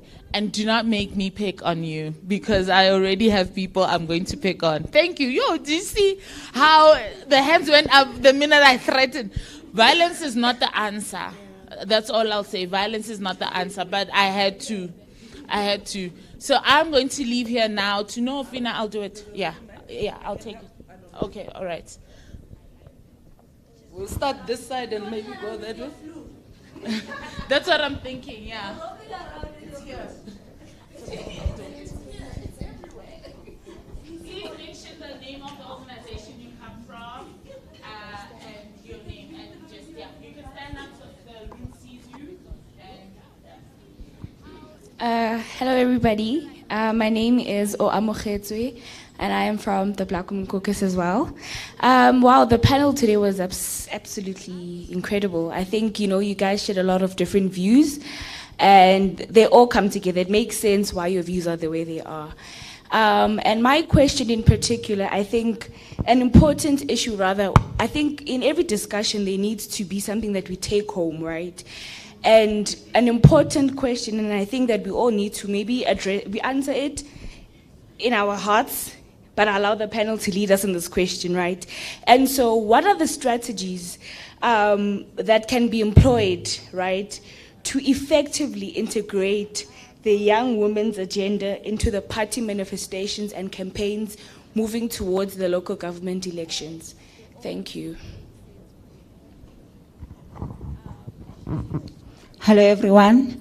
My name is Florence Sikolane, and I'm also from BWC. There was something that you, the panel, touched, like given.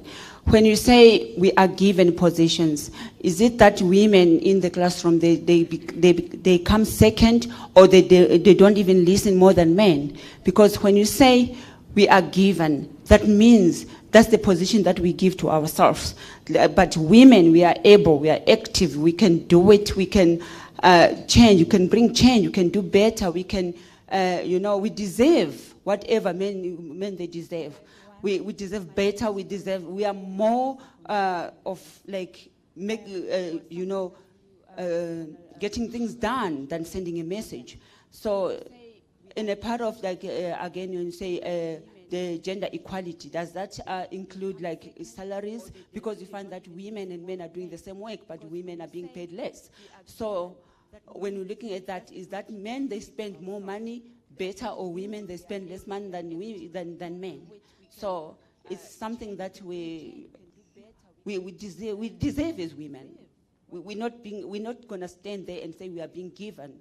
If you are being recognized, you deserve it. You are supposed to have it, not being given, not wait to be given or to be instructed. We are not being there to be instructed.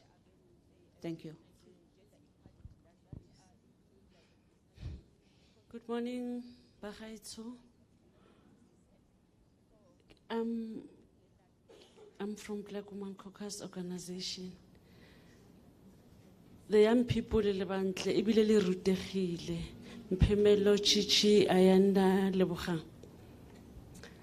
Jano le tlo dira yang ka ngwana o lo tswang ko magaeng o batlang go bua sekgwa se se tshwanang le lona o batlang gore tsatsi le leng a ba representa batho ba bang re go di electioning ngwana ole o tlo tsena yang mo maemong a lona le leng mo gone in a nutshell ke ra gore ko lona king phapang e le tla e dirang gore ngwana ole o tswang ko magaeng ana le matric o tswang ko informal settlement mo go senang radio television ga ke bua ka yone ngwana ole o botlhale o batlang gore tsatsi le leng le ena phemelo a bantse mo ya ka wena a bua sejatlhapi. Thank you.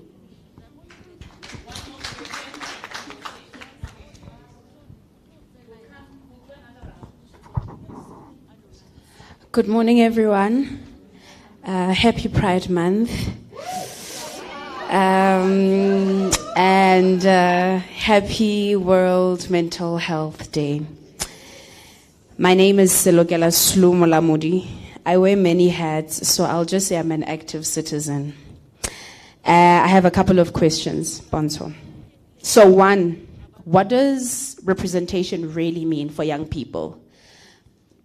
What does representation mean for young women? Is it having a female member of parliament? Is it having a female president? What does it look like? Is it just the face?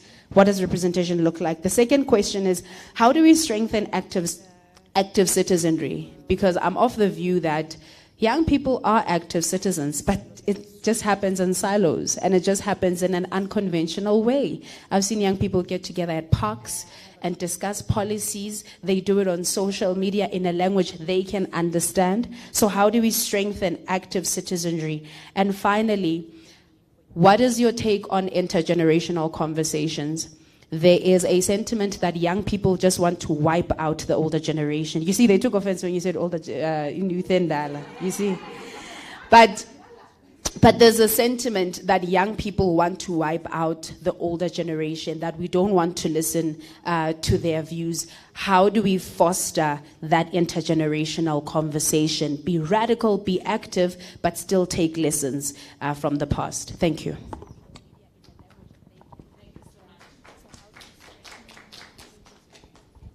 I think we'll start by answering these. It's not 4 questions, it's from 4 people, but there's about 7 questions. So we'll answer that and then we'll do another round. Who wants to go first? I'll go first. On Mam's question here, I don't think the systems and the spaces that we have already in place, let's just be very fair and honest. They are run by men, yabo. And in order for us to thrive, in those spaces, we need to make sure we create our own, so that there is not this problem of and now they need to tick boxes. So we can have the look of the way that political parties currently look right now. That's, I think, where my position was coming from. Not to say, as abantu besifazane, yabona sihleli lana sihlezi nje siphangele. Cha. Kodwa ukusho ukuthi kukhona isizathu ukuthi our political system and the way that it sits right now is designed the way that it's designed. And unfortunately, for women, it's going to be very difficult for us to thrive in those spaces unless we create our own. If you understand, Mama, where I'm coming from. Yes. On the question of, I'm going to take the question of intergenerational conversations, because this is my favorite one. Thank you very much, Lou, for that one. My absolute favorite one.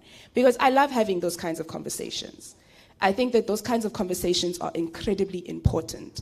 I don't think that we would have the active citizenry that we see here, the feminists that we see here, if we weren't raised by feminists before us. And if those feminists weren't raised by feminists before us. I said earlier that I'm sitting in the room now with my mom. Like, my mom is literally here seeing me work. And if it was not for the feminism that I was raised in by my mother, who was raised by her grandmother, who was raised by her mother, and the difficulty in living in this patriarchal space, and not even calling it feminism itself, because we never had those kinds of words, but it's the strength that we witnessed, the strength that I witnessed, is what makes me who I am today. And so we need to have those intergenerational conversations. They are important, because we are still learning. As you are still learning, we too are still learning as well. And if I did not learn from my mother, who learned from my incredibly amazing and fierce grandmother, I don't know, because we are three generations of feminists, straight hands down, without a doubt. I don't know where South Africa would be. We wouldn't have a Black Women's Caucus. We wouldn't have a Soul City. We'd just be sitting spangel slinda madoda. And so we are raised by feminists ourselves. And those intergenerational conversations are going to continue to happen. In fact, they have to happen in order for us to create a better world for the next generation.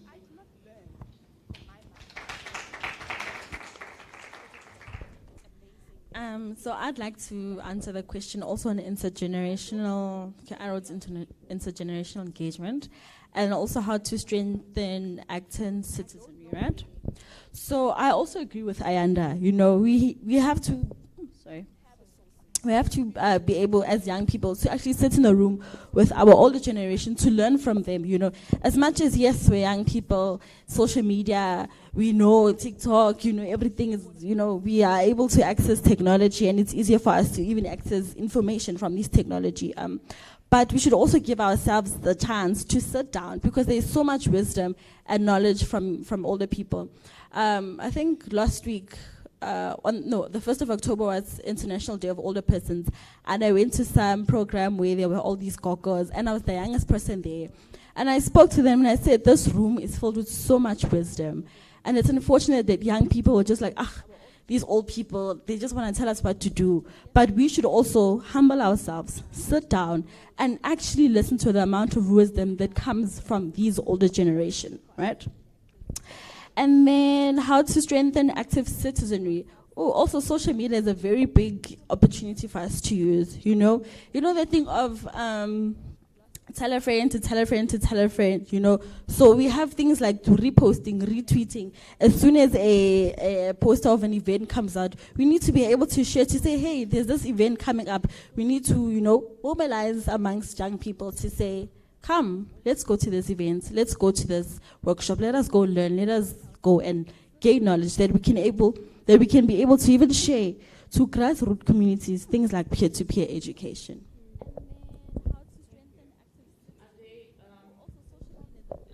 Yes, you can go ahead and answer. Okay. Ke tla go questioning ya hao mama. O re tsa jwang ho thusa ngwana o lo leng ko mahae hore a tlo bua sekgowa se buang. So number one, I think what we can do is support. If re sa sorry.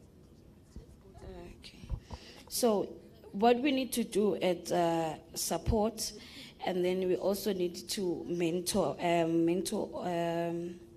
Banabao so that they can know and understand, and then in order for them, ba so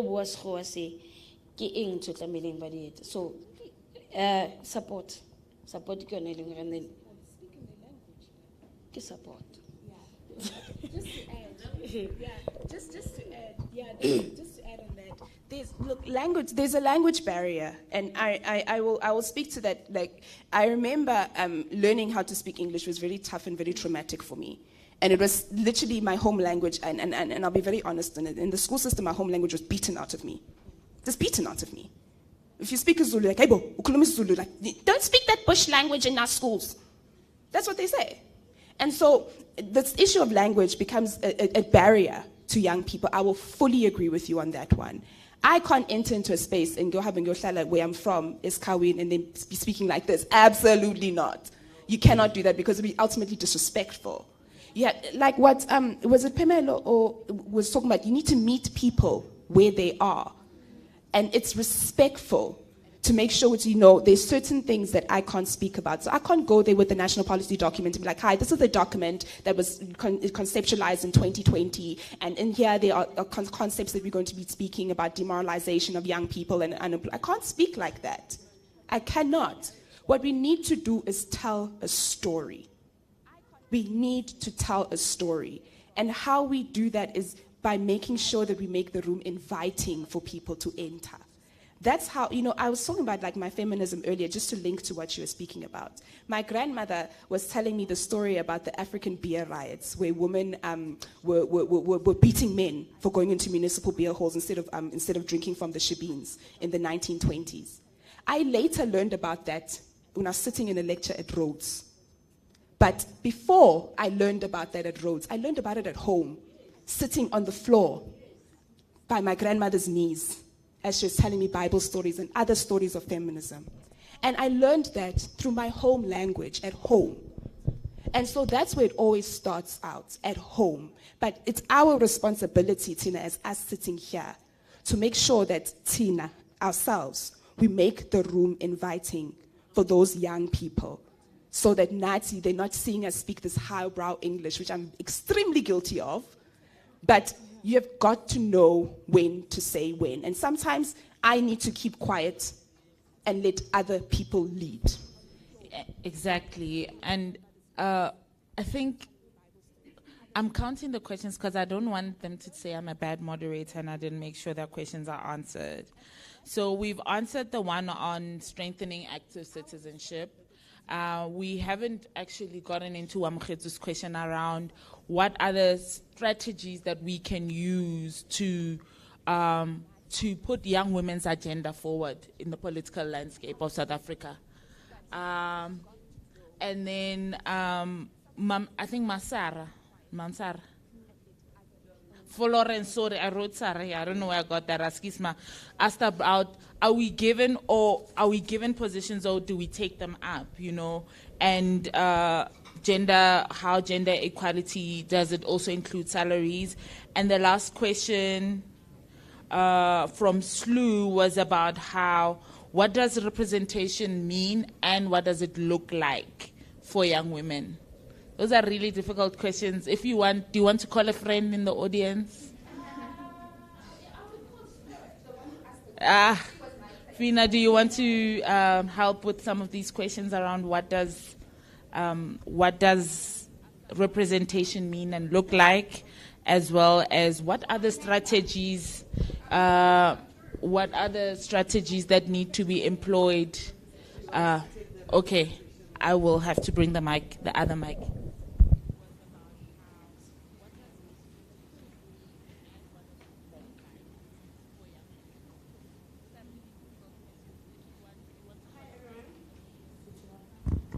Tumela, there we go. Ka lebitso ke nkeletseng? Oh, okay. Sure.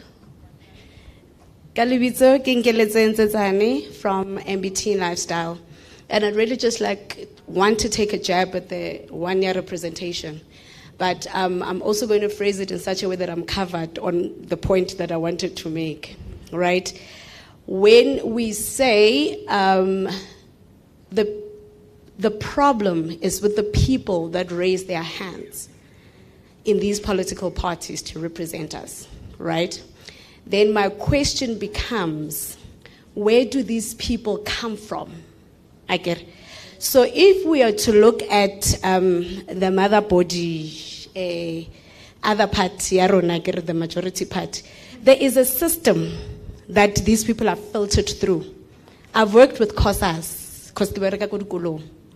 so there is a system in which they are filtered through, from COSAS to SASCO, and so on and so forth. And unfortunately, they might look like you, they might be your age, but they still carry the DNA of those people that handle them. So my question and my challenge to the young people in the room when we talk representation is, how do you put people that are passionate or that speak to your issues, how do you get them to raise their hands? Because you cannot change the system when you are outside of the system. You can't make decisions in this room when you're sitting in the parking lot. So, and that is the truth that we need to face as youth and Dala and as the younger ones, right? So when we want to talk representation, it needs to come from here. Who in here is willing to raise their hand to go be in those structures, to represent the issues that we are grappling with in this space? Then at that point you will feel represented. And that is how I see representation.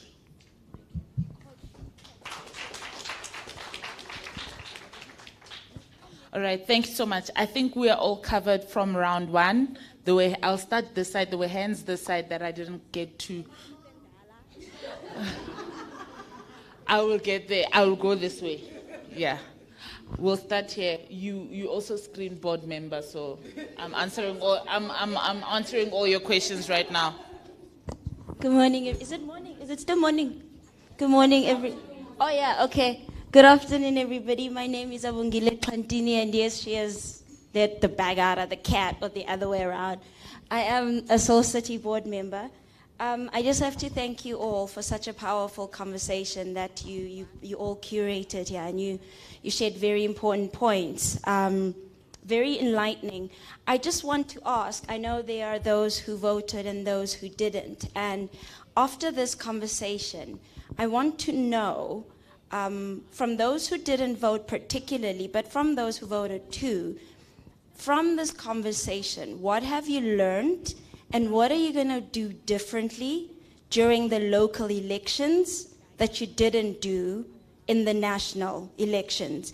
But particularly also, what did you learn from not voting and from voting? What was it that you learned about the participation and not participating? So that's the first one. And then the last one, only two. I suppose it links to representation in some sort, but maybe not. We have our minister and deputy, both men, of Department of Health, and both of them are men. And all four of you spoke very passionately about areas that are feminist and the things that you want to change, hospital availability of resources, sexual reproduction resources, all of these are female, many of them health related. What do you make of the fact that both our ministers in the health department are men? And what does that mean for your advocacy on the ground with that perspective in mind? Thank you. That's a very difficult one. Yeah. Hi, everyone. My name is Makwasembelo Mthembu, and I am a Soul City Flag alumni. And so my concern is around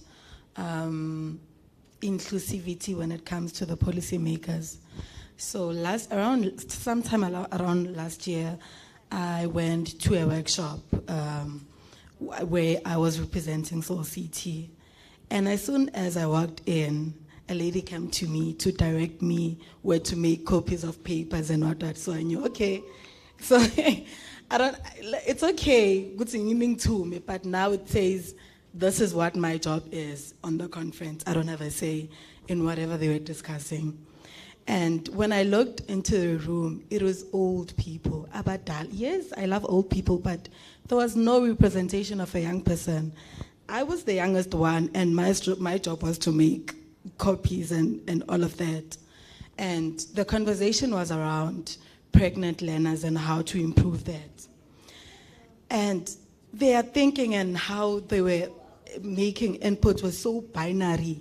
It was just black and white. And I raised a concern of intersectionality and how everyone has to be included, and not just the learners are just male and female and all of that, men or women. And they were so confused. I was speaking a foreign language, and I don't know, like, we need representation. You cannot make policies for learners and not include them in the conversation. How do we improve that and make sure that young people represent themselves when it comes to the policies that are made for them? Last but not least, Mam Sishi. No pressure. Thank you very much. I just want to touch on gender-based violence. I've worked in student affairs since 1988.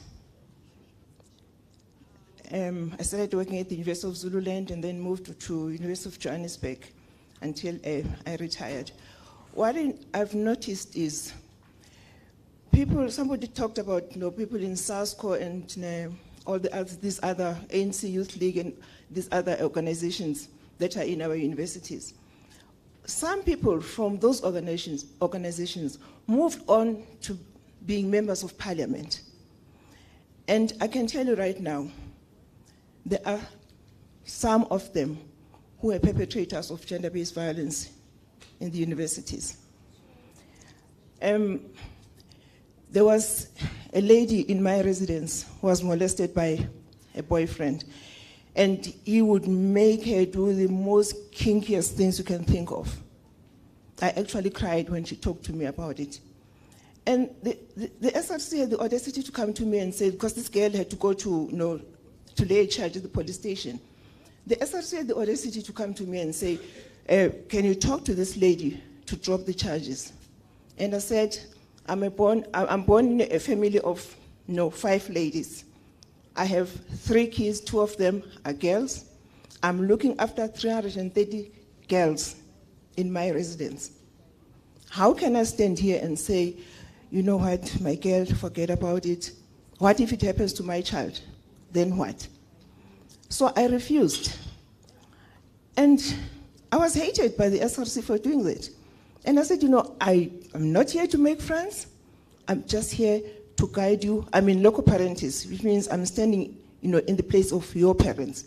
And do you think your parent would be happy to hear that you're doing things like this? So, to add,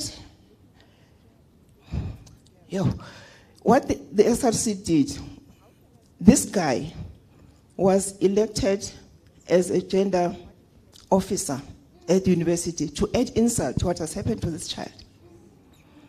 So my question is, you talk about these things in meetings, and nothing happens. So imagine, how are these people going to deal with gender-based violence problems when they are in those high positions? Because they know what they've been doing. So they can't deal with these things. So what can the higher education sector do to see to it that these things are talked about and are dealt with by the universities? Because I'm telling you, the girls are always victims. And they would always keep, because they will threaten, I'm a member of SRC, you can't do anything to me. And they're afraid to talk. But I always encourage people to talk. But my question is, the higher education department needs to deal with these things, because like I'm saying, they move from being SRC to being members of parliament, or taking positions either in local government or national government. Thank you. Thank you, Ma. I'm coming to fetch the mic now. Does everyone remember the questions? And the mic here is not miking. Thank you. So just to recap on the questions, and these are our last questions. We know it's lunchtime, so the conversations will continue during lunch. So Abongile asked 3 questions, which were, what have we learned about voting and not voting? So that's everyone's question. And how do we, we have a deputy minister who's a man, Minister of Health who's a man, a Minister of Health who's a man, and I think it was like that the year before. Have we? No, I'm saying the minister before was a man, and the deputy minister before was a man. Now I'm thinking back in my head to the year before that. No, they've been mostly men. I think the last time we had was the late Dr. Manto Shabalala Msima. Yeah. Well, in 94. She was the minister in 94. But anyway, there is a trend in the Department of Health. And the question is here, I just want to see who will take it. 2 people who are willing to talk to the representation. Okay. And then around, again, representation being a very big issue, as Makov Savelo raised. And perhaps on this side of my table, I'm volunteering you for this one around how do we improve representation of young people, and young women in particular. And then the last question, which I'll volunteer to the other side, which is how can we improve or eradicate gender-based violence in higher educations, in TVETs, and maybe level, because you worked with TVETs, you can think around some of those strategies. But you can answer any other questions as well, so you can start, yeah, sure. Okay, I'll start with the one, what have I... You take back your mic. Okay, I'll come back to that. Okay, Okay, the first question, what have you learned from voting and not voting? Okay, for me, not voting, there are consequences. One, whenever there are job opportunities, they start with people who voted. Listen. So now, I remember there was a time where there were job opportunities in my area. So there were people asking, did you vote? And I would say, no, I didn't vote. But stinging membership in faith in order for you to get. So that's how they knew. And then I didn't vote.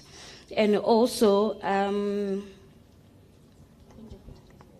okay, so now that I'm working for Soul City, I have noticed that I need to learn and know almost everything. Because now, sorry, I'll come back to that. I'll take on your question about... No, Pimelo just wanted to add on here, yeah. No, I didn't want to add. I want to answer a completely... Should I just go on? Yeah, go on. Please allow me to also refer you as board member. Abongile. Okay, so you asked what have I learned, right? I've learned that everything is political. I used to say, oh no, I'm not involved in politics. I'm not political. But I've learned that everything is political, from power dynamics to our personal relationships, our values. It is absolutely political. So what am I going to do differently? I'm going to share this information with my followers on Instagram, with my friends. I will do a questionnaire to find out what their headspaces are in terms of politics and take it from there with the help of my mentor. Nice. And you, Rebone? Yeah, I definitely do share the same with Pumelo.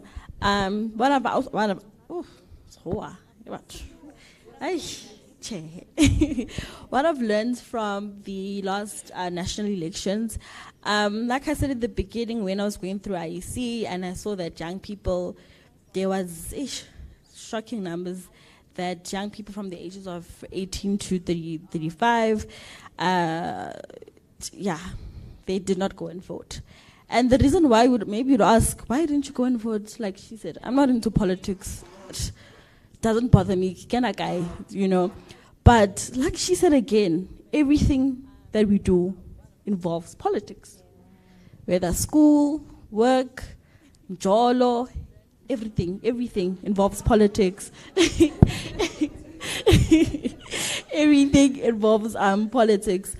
So what will I take moving forward for the next local elections? I think I'll also just educate myself firstly about how are these local elections going to benefit me, my peers, my community, young women, young people, you know, coming up with you know, finding ways to share information to young people, the same young people that said they don't want to vote or they didn't vote because they don't politics, you know. So sharing that information is also very important. So young people can know, why am I voting? What is this voting about? And they can get involved in, all processes. And you, Ayanda? Okay, so I'm a person who reads a lot. That's why I'm very good at my job. And so I've been reading political manifestos since 2018, 2019. So there are 2 national elections that I did not mess with. And in my reading, what I track is changes and the political will in order to make those changes happen. And if in the people who are picking up their hands, if I track and see in the changes that nothing is happening, then my stance is very much going to remain the same as a person who is a stickler for looking. But maybe what I need to learn, and it's something I'm going to take into consideration after this, is how can I better my surroundings without needing necessarily to do what I do best, which is shame politicians. Maybe, because picking up my hand is not something that I'm going to do. I do not mix well with political representation. It's just something that I'm not going to do. My voice is something that is better suited in making sure that people are informed in however way, shape, or form they see it. And that will be my role, I think, in not necessarily, I hate this thing of influence. I don't want to ever influence people's decision. Even though I know that I can take command of a room. I know I have that ability to do that. And I have the ability to have people to just lock eyes on me and listen to what it is that I'm saying. And there's power in that. There's real power in that. But I would never want for somebody to say, just because I did not vote, and my reasons for not voting are going to be their reasons for not voting. Absolutely not. And so I need to figure out this way, and I'm going to go back to the drawing board to it. I'm going to ask a very good question of how do I better use my voice to be like, you know, here's our ways that which you can empower yourself. Don't get because I can only give you so much. I can only say so much.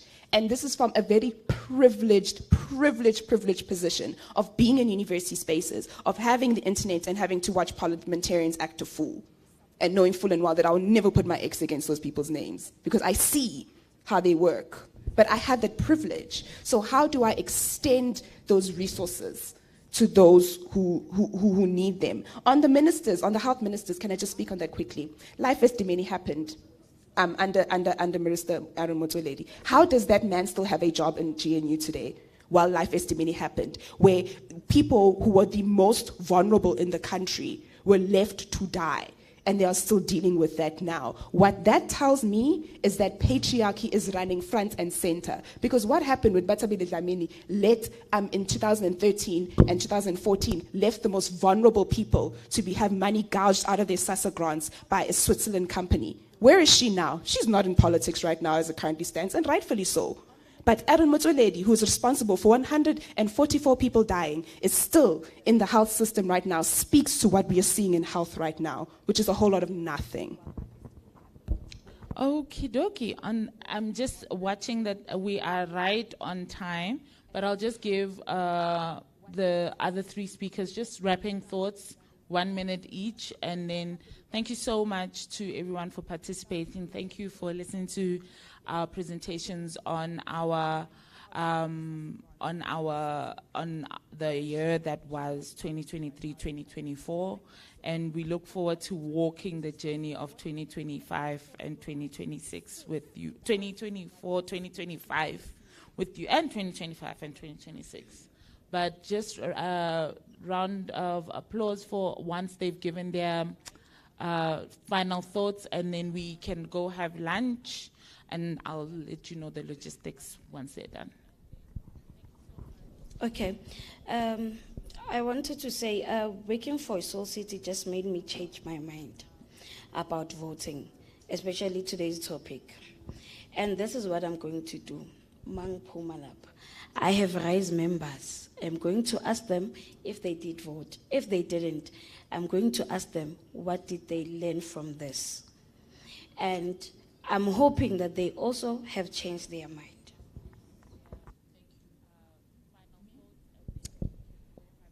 Yeah, I feel really educated now about politics. I said to Ayanda in the morning, I was like, oh my God, I don't think I'm gonna be able to do this because I don't know politics. And she was like, girl, you do know.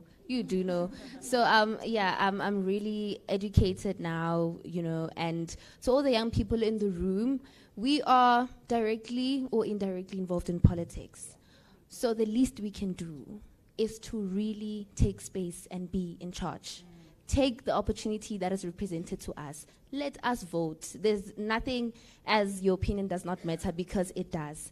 One single vote of yours can really make a difference, and we need it. Okay? So yeah, that is all from me. Thank you. Once again, thank you very much. Also, one thing that I'd like to say is, for all the young people, like everyone in the room, even within Dala, can we take whatever that we have learned and share it with our different organizations? Because it doesn't make sense if you just come here and listen and we go home. There's nothing that we've learned. There's nothing that we've taken away. Yeah, there's nothing. No, actually, there is something that we've taken away. So whatever that we have learned, whatever that we have discussed, let us leave here, share with our different constituencies, our communities, our friends, our neighbors, our churchgoers, everybody, and coming as the local elections are very soon, far but soon, let us continue to engage so that our young people know what are these local government elections for. Thank you. And with that, can we please give them a round of applause?